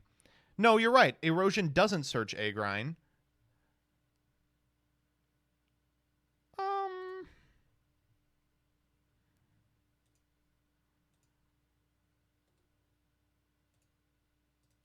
Yeah, let's put back the Salvage in that case. Or let's put back the 3rd Zep. Or let's put back one of the mirrors. I mean, this seems insane, right? This still seems crazy strong. Yeah, we want to play Monstergate. Like, Tribute Shift, Tribute Paces, Tribute Zap, Tribute Snopoisis. Like, there's so many good Tribute targets in here. It sucks we didn't get N1 Cradle, but whatever.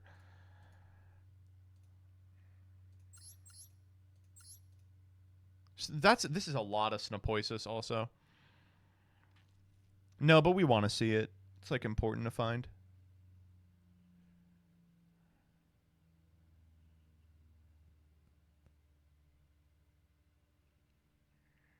What card is it? One Synchro Zone. We pulled fucking Synchro Zone. You want to play Fury?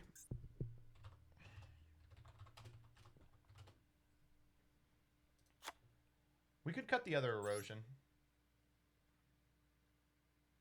Or Surface to 1. No, this card is so bad. This card is really not good.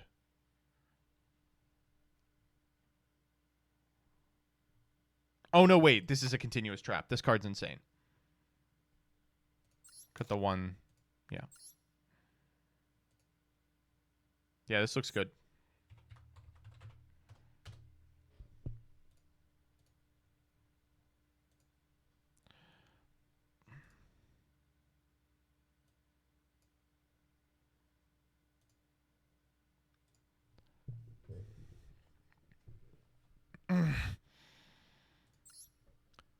So here's the list, and it looks absolutely unbeatable. You can see that we pulled 1 Synchro Zone from outside the pack, which just reads I win if we draw it. But the short of it is we got pretty much everything we wanted in terms of low rarity stuff. We even picked up a Paces. We can tribute them with the Monster Gate we pulled out of the pack to get into more powerful stuff and like get a shift in the graveyard. Our Ice Jade line is okay. We have access to Erosion if we get our Egg Grind, which I think there is not a card in Doug's pack that beats. We've got a ton of reanimation. I think we'll be fine in terms of material. And, of course, the goal here is to get into Arion Pass, into Oscon, into Gimmer A-Grind, which I think is just lights out. Feeling good. We even get to play Cosmulture because Doug will have cards in the field zone. All right, let's see the games.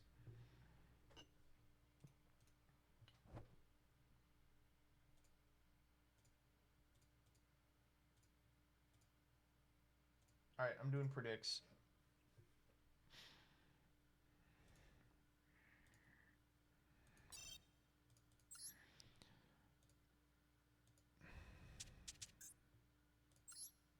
Okay, so what are we doing? Synchro Silver for sure. Oh no, Water Blue.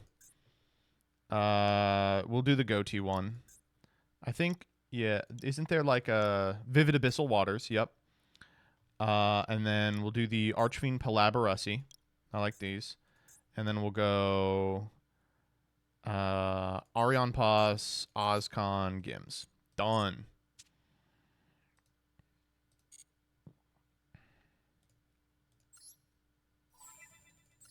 You guys spent all your apes on me? I don't know about that. That may not be a good idea. Whee! Let's change our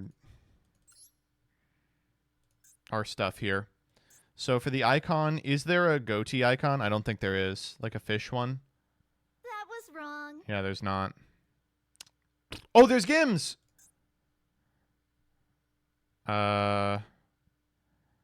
This looks fine. Who do we want for our little friend?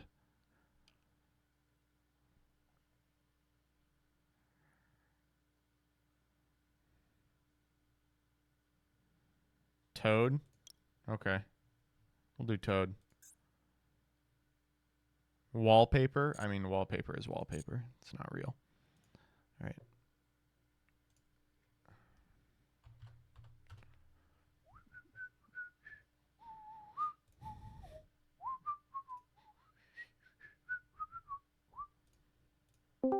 We finished at the same. We finished at the same time. That's crazy. Yeah. It was meant to be. Yeah,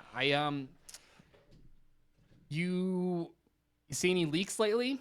Yeah, actually, in fact, we had to stop building so I could go look at Drake's dick. That's crazy, right? Someone was like, check Twitter, and I opened up Twitter, and it was just on my main page. Oh my god. That's good. That's good. It's crazy, you know. Right? Yeah. What was the context? I think it just leaked. I mean, he just sent it to someone. I mean, you know, not to insinuate anything about the size of your penis, but that's nuts, right? It's like huge. Nuts and cock. I feel like okay, hear me out. So he's rich. He can get a surgery to get as big as he wants. Do you think that he leaked it on purpose so he could brag about it. Oh, was it big? Oh, have you not seen? No, I didn't. Look Oh, it it's up, no. it's quite big. Gargantuan. It looks like a fucking foot-long hot dog. In length and girth. It's like a hot dog girth, which is kind of weird, right? How do we know it's hymns? How do we know it's his hymns? How do we know it's his? Oh, he's like out here talking about it. He's like, yeah, it's mine. That's why I think it's him. Yeah. Yeah, if he's immediately, oh no, guys. Oh, whoa. I dropped my monster condom I use for my Magnum Dong. Magnum dog. Yeah. Mm. All right. How are your polls today? I don't even think it's worth. Let's jump into They were all right, I guess. Yeah. Man's face was in the pic I saw. Well, that's crazy. Wonder if I can dodge it.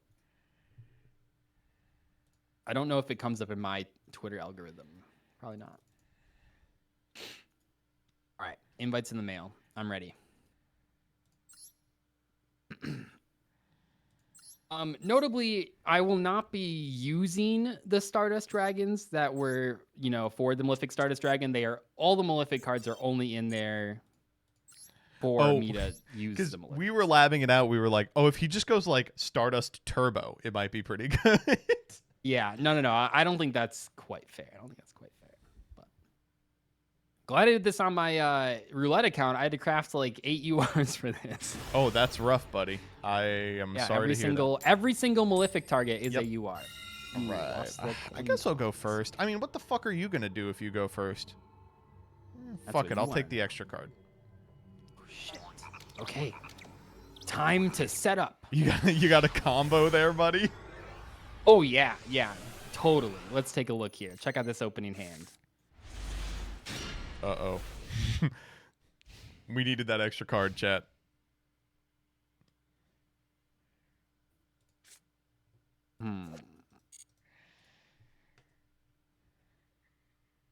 I mean, all right. Remember when I said that I can't use Stardust? No.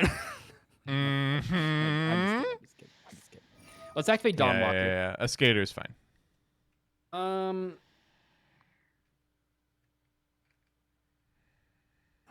we keep this? Man, that's kind of funny, actually, if we... Okay.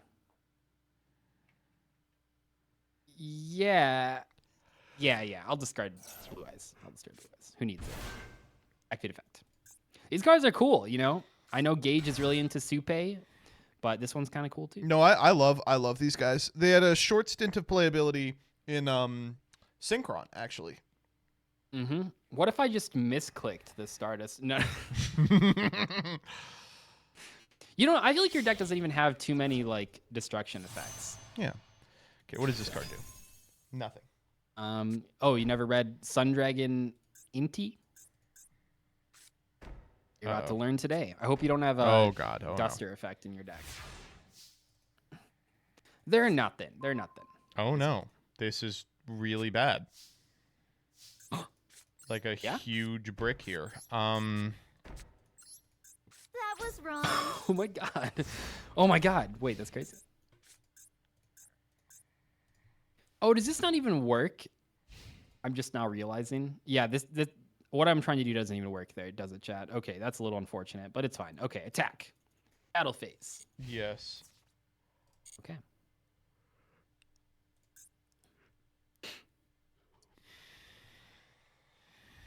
Joseph, calm, cool, and collected to the very end. Now perish. Classic Paradox quote. Oh, are you quoting Paradox? Oh, I got a whole sheet of them, yeah. Oh, come on. You better start quoting the fish. I better start drawing. Whoever plays these cards. Oh my god! This is literally a vanilla monster wins me the game here. Oh my god, this is every Master Roulette. Okay. Yeah. This is actually hilarious. I enter the battle phase.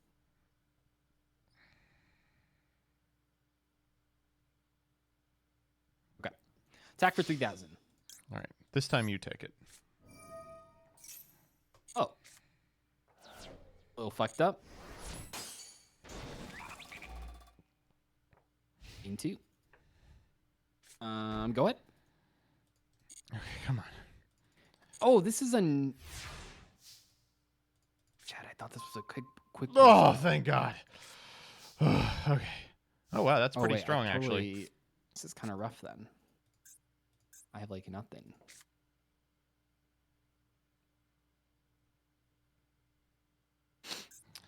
All right. I see that you have the Dune popcorn buckets as your graveyard. I do.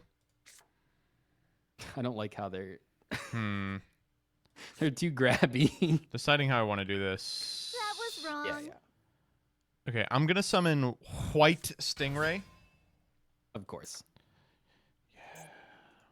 Then I'm gonna activate Ice Jade Manifestation.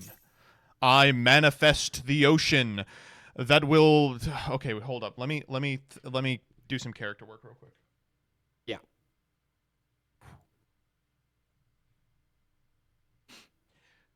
Do you hear that, Doug? The roaring of the sea of the cosmos. Did you know water is not a prerequisite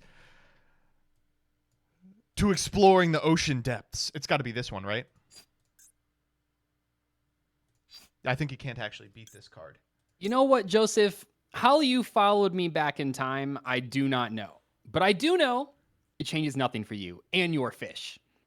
If you don't perish by my hand, you'll still be sleeping with the fishes. That's good. That's good. I'm liking where this is Thanks, going. man. Yeah. We're popping off. We looked up the entire script for Buns.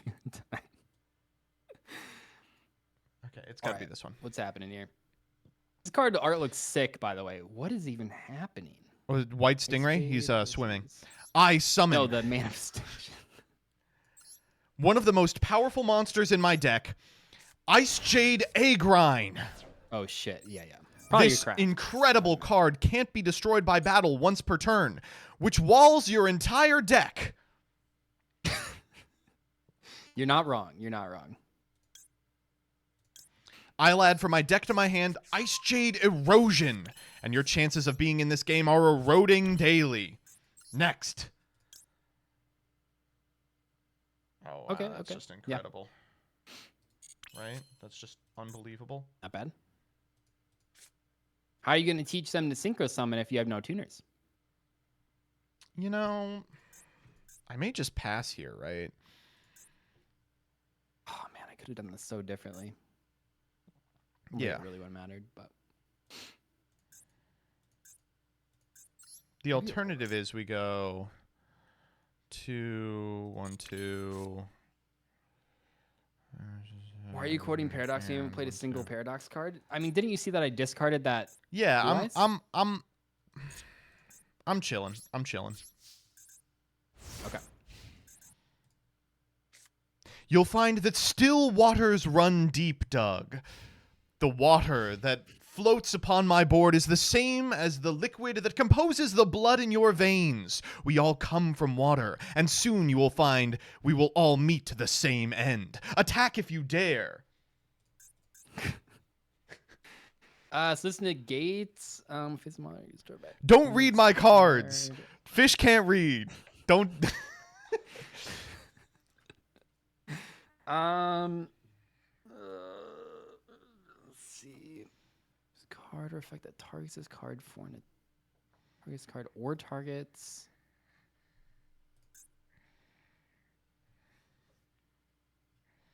Okay. We're gonna flip up Sword Soul Punishment. Whoa. And That's I will crazy. target this one. Well, I will activate the effect of Ice Jade Agrine. So only summon from hand, right? Yeah. That's correct. bad. We'll hand What could you possibly summon? hand or graveyard, right? There's nothing engraved. I summon Snapoisis. There are oceans everywhere you can look. Wait, what? Banish it. Uh-oh. That's crazy. But not as crazy as what happens next. I manifest my own destiny and banish your sun dragon Inti. I'll activate the effect of Snopoisis in order to banish my Snopoisis eventually. Oh. Yeah, get it? Yeah. Except by being destroyed, not only destroyed. Yeah. Banish card target. Okay, yeah, that's a little. Comments aren't gonna be happy about that one. I'll tell you that right now. Oh, this would have. You don't even wait, have a. we were meant to activate this. Whoops! I got so wrapped up in my own character, I didn't. I'll I just didn't flip pass. that What up. can you do? That's true.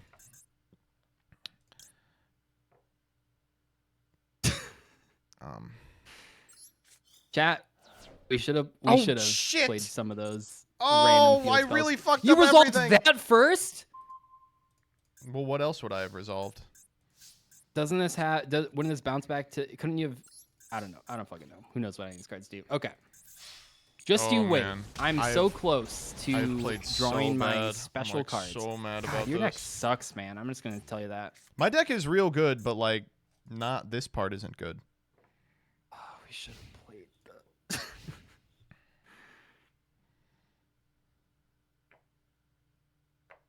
We should have played that. Random field spells. I mean,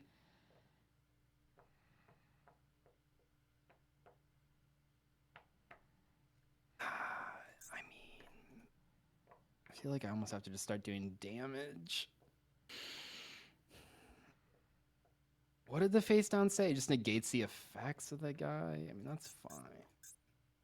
It's like so bad, dude. I'll just...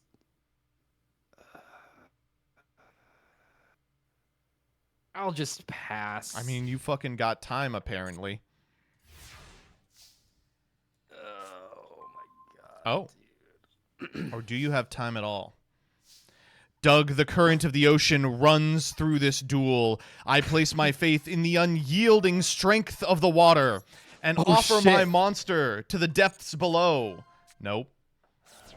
Ah! Ice Jade Cosmulture. With Chaz and animation I've learned today. Oh my god, an anti-malefic card. What the fuck? Yeah, I know. I have a floodgate for you. But that's not all I have. Doug, every morning when I wake up, do you know what I do? I take a look in the white mirror. This permits me to summon a white stingray from my graveyard. But that's not all. I can also add from my deck to my hand another white stingray. And because my white stingray was summoned from the graveyard, it can be treated as a tuner. I think we gotta hang on. Yeah. Not bad. It's like level 12. Oh, yeah, fair. Right. You know how it works.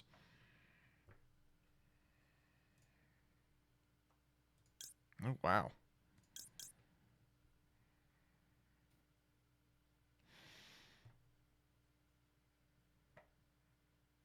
And I guess this is Are already all lethal, the right? There's the no white reason to- aura cards, the synchros in this pack? Oh shit.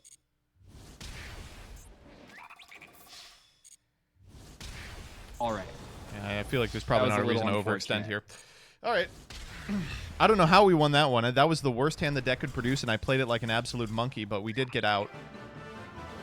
Probably because I didn't draw a field spell. Whoa! You What? can do this in. I'm Oh, getting did the I yellow give you hand in. the grip? Yeah, but I didn't know La it could grippe? happen in these lobbies. It can. Okay, one sec. I'm just gonna change my field layout real quick. Oh. Give me a sec. I think that a different layout than Skyscraper would probably work better. Chat, what field should we be using here, do you think? I mean, there's definitely some ones that like fit in, I would say. I mean, that one looks fine, right? I mean, we can do like, yeah, that looks fine. Okay. I think we picked one that matches our, I think we picked one that matches our aesthetic a little more. All right. Let me just jump back into the duel room now that I'm, He's literally right siding. field. He's literally siding. All right, man. I'll go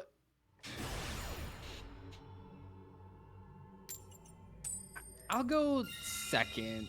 I Okay. think we just need to have an extra card. Yeah. We're at that point Oh, in the definitely wheel. learning some Malefic things along the way. Yeah, I didn't realize that the blue eyes couldn't be. No, I guess that makes sense. Yeah. Okay, this is a little better at least. Okay.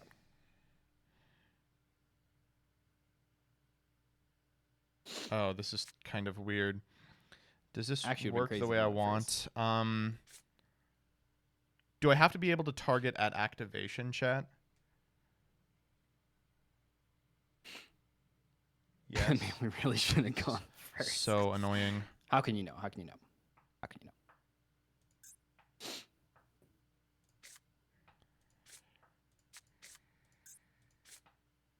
All right, in that case, we're just going to do this. Okay. Zept. I see what you're trying to do here, Doug. You've brought out the desert background because you think that my water will not be able to permeate the arid climate Yeah, of the desert. I thought I'd set up. Okay, this hand's a little better than last time. I thought I was setting up, Groudon versus Kyogre. Yeah. Okay. Yeah, let's go Malefic Territory. Oh, God. Yep, that's as bad as it could get. Yeah, we finally drew a playable card. All right. Yep. I special summon because you have a monster. The Oracle of the Sun. That's fine. Okay. I normal summon Supe.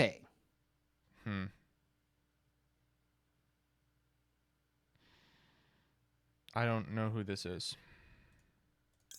Never seen him? No.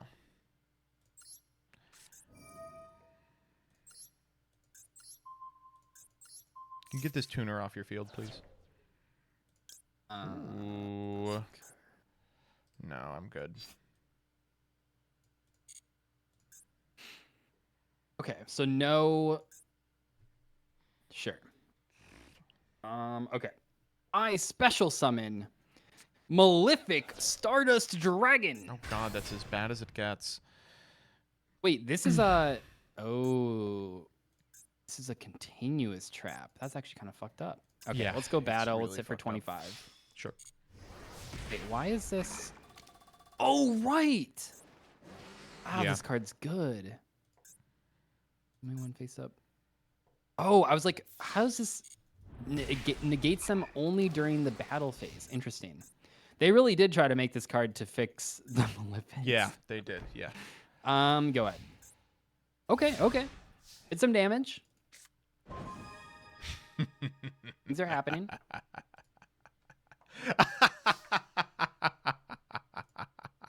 No, you don't have it.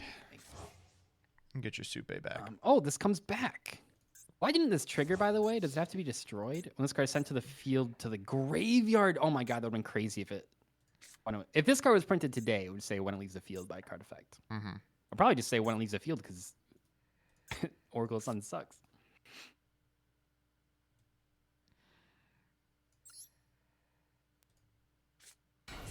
I normal summon Ice Jade Tinloa. Doug, you're about to find out a very unfortunate truth. While it is true you've picked the desert and quashed my ability to rain the torrent of my fury down upon you, you'll find that there are oceans everywhere you look. The land, the sea, and the sky are all part of one cosmic ocean, and Arianpas is the apex predator. Not bad. I activate Arianpas, and then that's it. Okay. I'm going to chain Void Trap Hole. Oh, Doug, that is crazy.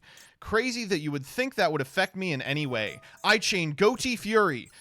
Run my Arianpas. And your Malefic Stardust Dragon. Right? It should still negate it. Wrong again, Douglas. Wait, how? Wait, I'm actually confused why that's not negating it. Negate the effects of one of those monsters. Those monsters. Oh, I actually don't understand. There's nothing to negate. It doesn't have to. It doesn't say negate the effects of the monster on the field. It just says negate the effects of one of those monsters, and if you do, destroy it. Has to be a legal target on resolution. Ah, shit. Okay. I thought it would still negate it, but not destroy it. That's my bad. How do I want to do this? Can't check attack. Oh, it's kind of like the okay. Yeah, it's like the Black Whirlwind situation. Where's the monster dog? I don't know. It's banished where it can be negated. It's one of these two, I think. It's just deciding which one I want. I think the answer is... Honestly, I would still do that, play chat. The answer is this. Where is it? It's in the void? Yeah, yeah. Sure. Next, I'll activate the effect of White Fish Salvage. To add back? Yeah. I guess I Oh my God, probably another should have gone continuous- combat wait. first to try and eat the soupe. These continuous cards. They're really Pretty fucking good. annoying, I know. All right. I activate. Wait. Yeah. Instead of the draw. Malefic World. Now, instead of drawing a card during my draw phase, I'm allowed to add a random Malefic monster from my deck directly to my hand. Mm-hmm. Just in case you didn't know. Mm-hmm. Okay, so let's activate. And I mean, I think it's just this guy. Yeah. I reveal Paradox Gear, Oh, three Paradox, Paradox Gear, Gears. and Paradox Gear. Give this card so many Malefic Parallel Gear. What the hell is that? Don't worry It is about it. A 2-star tuner. If a Malefic monster would banish a monster to special, you can banish this card in your graveyard. Oh my god, wait. These cards are banished until your next standby phase? Very correct, Douglas. That's fucked up. Actually fucked up. Man, this is tough. And in fact, I will be activating Goatee Fury right now. Oh! Oh, the... Wait. That You is did not the- what I thought it did. Why the couldn't I do attack that? boost? Target one I was first. trying to activate because its on-field effect. You chained the wrong effect? How was I to know? Oh my god, I'm so mad. I'm so mad. Okay. We gotta an avenue in. Okay. Let's normal summon Malefic Paradox Gear. Yeah. That Activate was wrong. its special ability. I sure would love to banish this card. I bet you would. Let's go this, and then yeah, just this guy. Hold on, let me double check this guy's level. Okay. I add the Malefic Oh no. Blue Eyes White Dragon. Do you have Droll? Okay. And then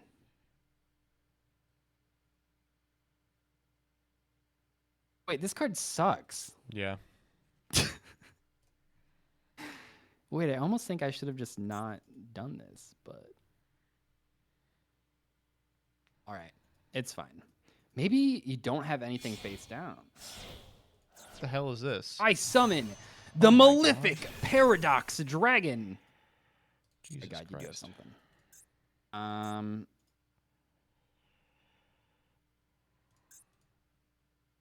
Yeah, I mean, I think we just go battle here.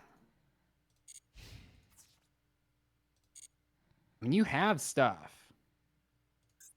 I could. Attack with Oracle. Mm-hmm.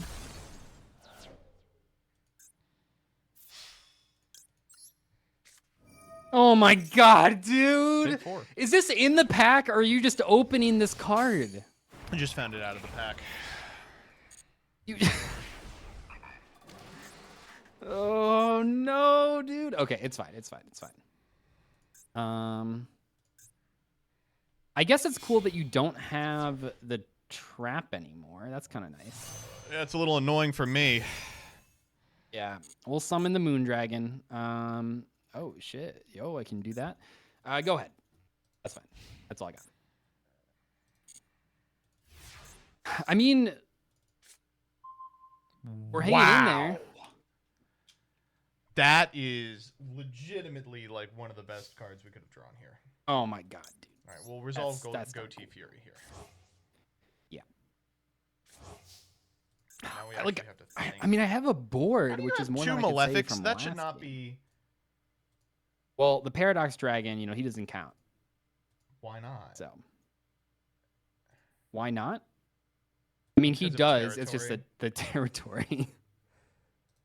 How the But he fuck shouldn't. do we do this? That's what I'm saying. This guy kind of clears, right? This guy's insane. We can go normal, pitch, summon. He's fishing. Fuck. Him. Fishing for a combo.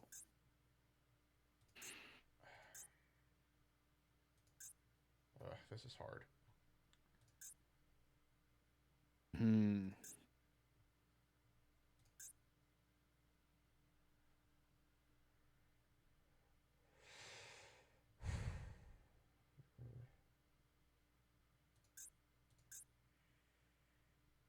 Looks like a game 3. He's literally like calculating the combo right now. So I don't think so. I think we don't want to actually get too this. excited. I think we do this target itself and him, right?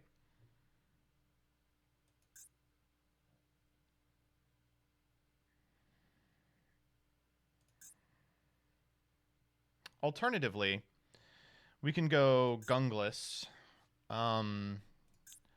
banish himself, Snoppy, Snop this for quick speed, this. Oh, that literally kills him. It just kills him on the spot. All right, it's Gungy. I'm dead? Do I use this card? I think so.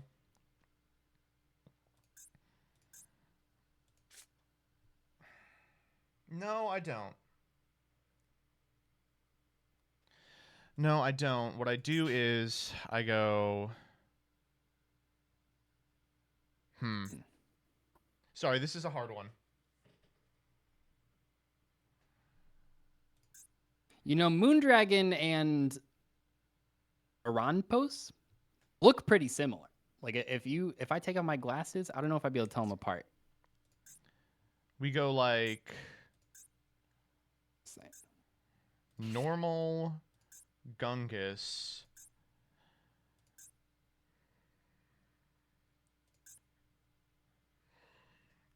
Snoppy. So chat, how was your guys' day? 1, 2.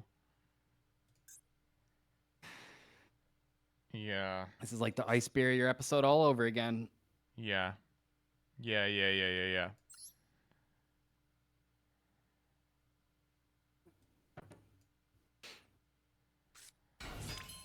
Zep. Okay. Oh yeah, this is a pretty crazy setup actually.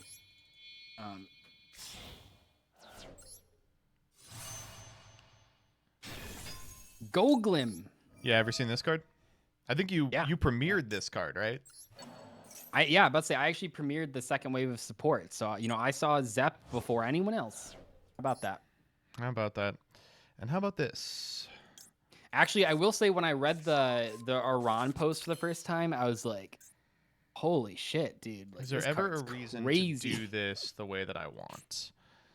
No, I don't think so.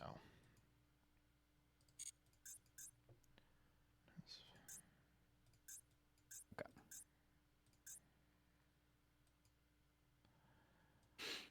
If we lose, blame the whites. I mean, honestly, I think that this pack would be a lot worse without the white stuff in there. Like this card adding back every turn is just not cool, man. That's just not okay.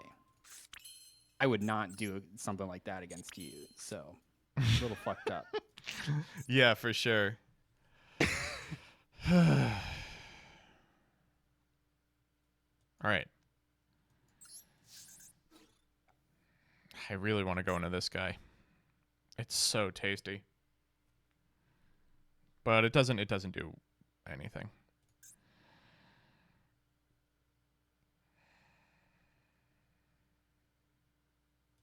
What are we thinking? this. Yeah, probably. I would say that's the play right there. We're fine. We're chilling. No problem.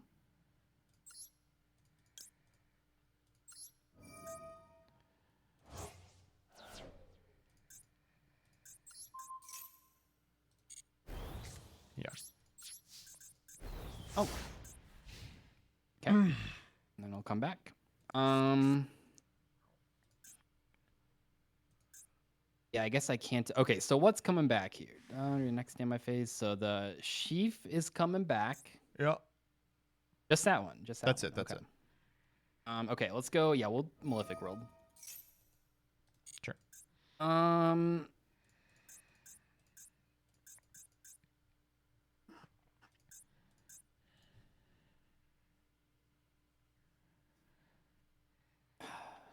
Chad, you may not agree with this play, but I think I'm doing it just because I'm scared of dying.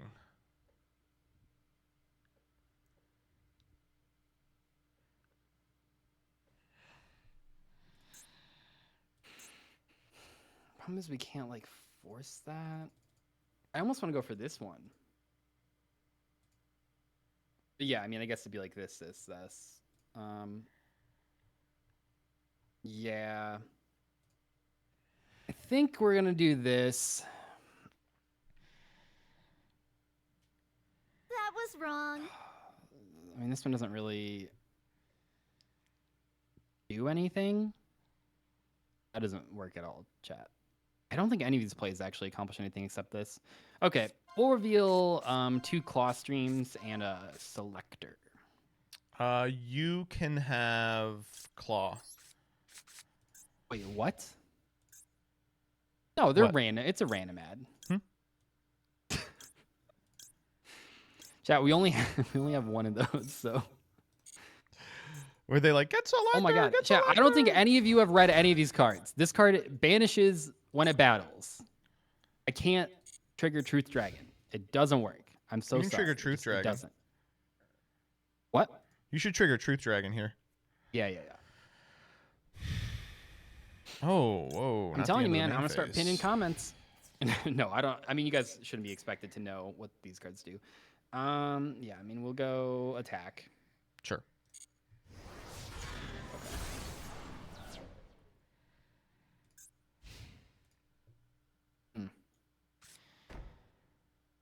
That's what I got. Oh, absolutely incorrect decision, Doug. It is time for you to be schooled as the fish do. I'll banish 2 fishes, one from my graveyard and one from my hand. That will summon to my side of the field Snopoisis, the shade of the goatee. But guess what, asshole? Zep, ruler of the goatee, shows up again too. And also, I don't have any other fish monsters. I think Okay, this guy too. This guy is gonna target him. How do you feel about that? Not great. Not great. Come to the field, Zep. Now that Zep is on the But field, I can activate the effect of Zep. I don't think you added the Sinopios. I think that you just hard drew that. By utilizing the Zep as material along with the Snopios, I did add the Snopios.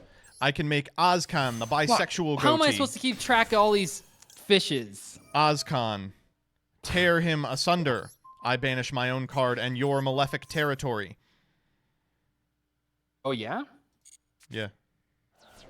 Next, I activate the effect of Ozcan. By banishing this copy of Snopoisis from the graveyard, I can summon the Ozcan back to my side of the field. Yeah.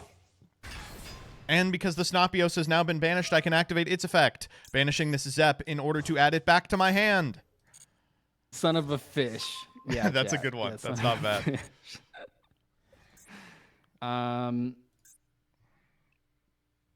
All right. Well, you played into my... No, you're good.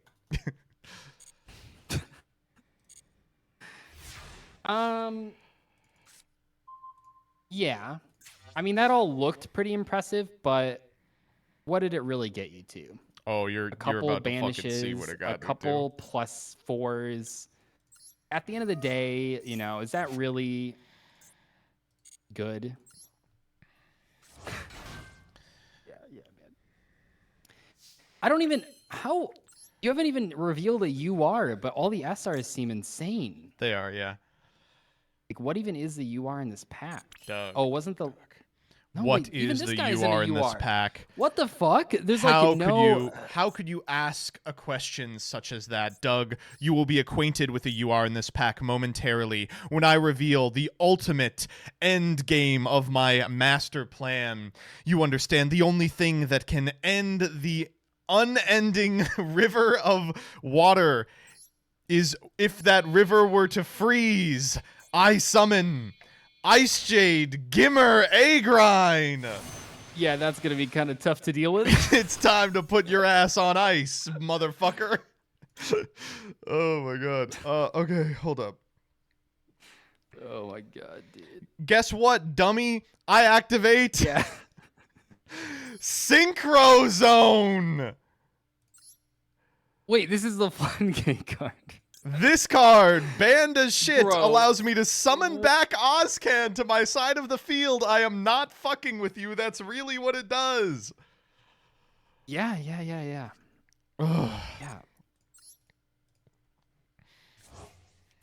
But I just got rid of all of them. How are they back? The fish population is soaring.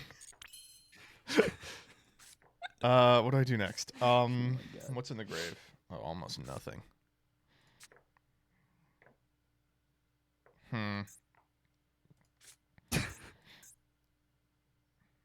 a classic line. I think I wait on this. No, I might as well do it now. I activate Snapoisis. Yeah, I'll yeah, banish man, two you do that. fishes. The two fishes you'll be severely- sleeping with. It doesn't matter. Synchro I Zone severely overestimated my deck and holy shit, I can't talk. I severely overestimated my deck and underestimated your deck. I think. I still can't target Malefic World, by the way. Isn't that weird? Territory is one of the strangest cards ever. Wow, that's kind of fucked up. What does this protect? Just all... Yeah, that's great. That's really cool. Yeah, I can't even... it doesn't even do anything. Yeah, you're fine. You know what's crazy, chat? It's not because of Stardust. It's because of Malefic Territory. It says as long as that monster is in the field zone. Wait, what? Yeah. Crazy, right? Well, that card is in the field zone. Need to play can target cards in field zone card. Oh, that's kind of cool. That's nice. All right. Google him. Get this fucking guy out of here. You can gain some life points. That's fine. Yeah. Yeah, we gained some life. Yep.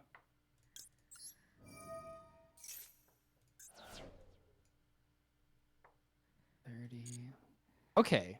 Wait a sec.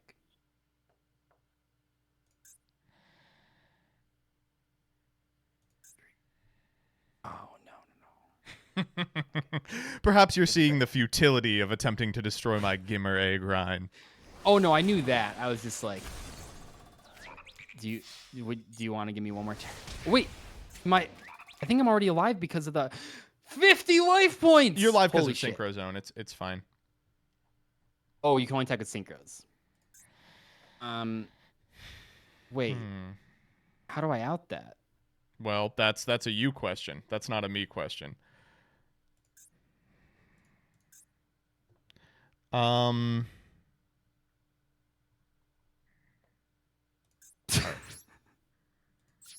Oh my gosh. Dude, hell of a couple episodes here we've had. And this doesn't even work anymore. I thought...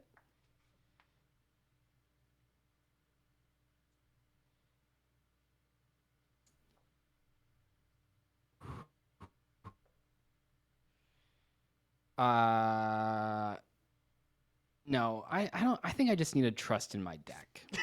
Taking the random draw. Well, originally I was like, oh, I can go for Malefic End Dragon and run over the Cradle. It'll be crazy, but I can't. I cannot do that. Punished? There literally wasn't an ad that did anything. I don't know what to Punished? tell you guys. He Like, said he has punished. 10 cards. He got punished, dog. He got punished. Don't let him trick you. All right, Joseph. You know what? You've been waiting on these fish for so long. I'll let you finish it off with a fish. Maybe one of them has a attack animation. Okay. Oh, that's a nice one too. We would never know. Oh, this is a fun one. Doug, I'm gonna finish this the only way I know how. I'll tribute summon Enoch, Sentry of the Goatee. And finally, I'll overlay my 2 monsters for number 25, Force Focus. Oh shit. Oh my god. Put this in my cringe collection. That was rough. Those were rough. Malefics suck. We both played really bad too, I feel like. Oh, the hands are touching again. Oh god, why did so much touching? What's so weird? I actually pulled here. We can pull up the deck list. I actually pulled, I think, the best you could for Malefics. To be honest, so funny. I did pull 3 copies of Malefic Territory. I pulled 3 star. I mean, I pulled like. Let me see. Kind of everything. Oh wow, this is all the good cards. You really? Oh, I guess the one downside is you only pulled one of the Search 2. Oh, I did actually pull 2, but I just wasn't sure if the deck was consistent enough for it. Well, I mean, the as we difference saw in the first between game, 2 and 3 is way different than the difference between 1 and 2. That is true. That is true. It was this deck looks really good. Yeah, I think honestly this could beat a lot of the other packs on the wheel, but not the best against your deck. I mean, I'll take a look at what you were playing. You're saying that, but the first game I did pass 5 turns in a row. Yeah. So unfortunately, these cards. Okay, are just too your deck's hard. like unbeatable, I think. Yeah. No, I mean we God, you also only opened have. crazy. I'm actually livid. You only have 1 copy of the Fish Banish Trap. Yeah, but it's searchable. I think we may have more than one, but you know. Okay, we can that's get fair. to it. Tough week. Tough week. week. Yeah. See you guys next time. Peace. This is getting me back a little bit for some of those rough some of the weeks freebies. Yeah. Well, hey chat, congratulations on your 1.14 bet. 60K in, 61K out. That's how you make money, baby. Hey, little by little, a penny saved is a penny earned. These people, they all want Quimbies. The cheat that I did in between the games was that I added 2 vanilla field spells to hopefully give myself You a cheated! Allegedly. Oh, it was funny. Prove it. We got to a position with the one. So we actually didn't pull very many in-pack URs. We pulled Gimmer was our literal last pack, but until then we only had the one, and it was the Cosmulture. And we're like, that's a bad UR. Like, we have to pull N1 Cradle too. And then chat was like, no, Doug's gonna have a field spell. It's like, oh yeah, you're right. So it's actually crazy, yeah. Okay, so wait, I will ask you about this. Like, so you're just not playing any of the Earthbounds, right? They're just terrible. Yeah. I mean, they're bad. Maybe I could have played Greater Linewalker just as a free body, but I was honestly like, if I have a Synchro and a Synchro Engrave, I probably I just didn't think it would get there. It's over. So yeah, without playing that guy, they're just not worth. I just didn't think they were worth it. And honestly, after playing that game, I'm pretty glad I didn't play any of them. They're just not good. I don't know what. Isn't there like some good Earthbound Immortals? No, like they're all the new cards, right? The good Earthbound Immortals are the prisoners from the new ones, and they're like, I guess Recurria Rosso was a bridge. Someone made the ass piss FTK. Obviously, none of the cards are good. Yeah, I mean, the Supe stuff is technically part of the Earthbound Immortals. Yeah, the Sun Dragon, Moon Dragon. I'm glad you pulled those because those are like cool cards that are interesting. Sun Dragon's great, but. Yeah, no, I would have liked to see, I did pull 2 of a caster, but I would have liked to see the Supe one. I think that could have been like a more aggressive deck, but I think this pack is just bad. Yeah, it's a terrible one. It's one of the worst. GG's. See you next time. Bye. Have a good one. What a nice young man. Thanks for the free points.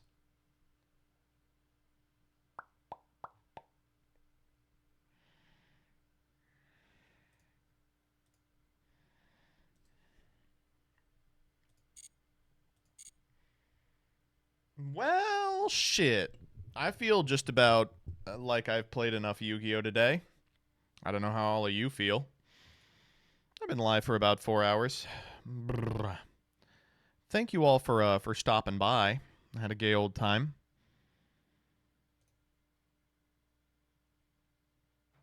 If you like what you see, feel free to give the stream a follow. I would really appreciate it.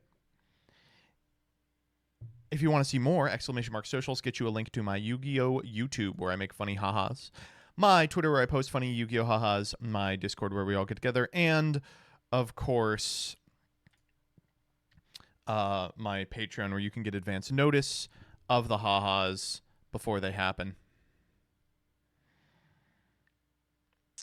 I'm gonna throw you over to Coder. Coder's live. I don't throw you over to Coder very often. I'll do that. Blue Sky's open? Pfft, sheesh. Well, guess that's over too. Bye.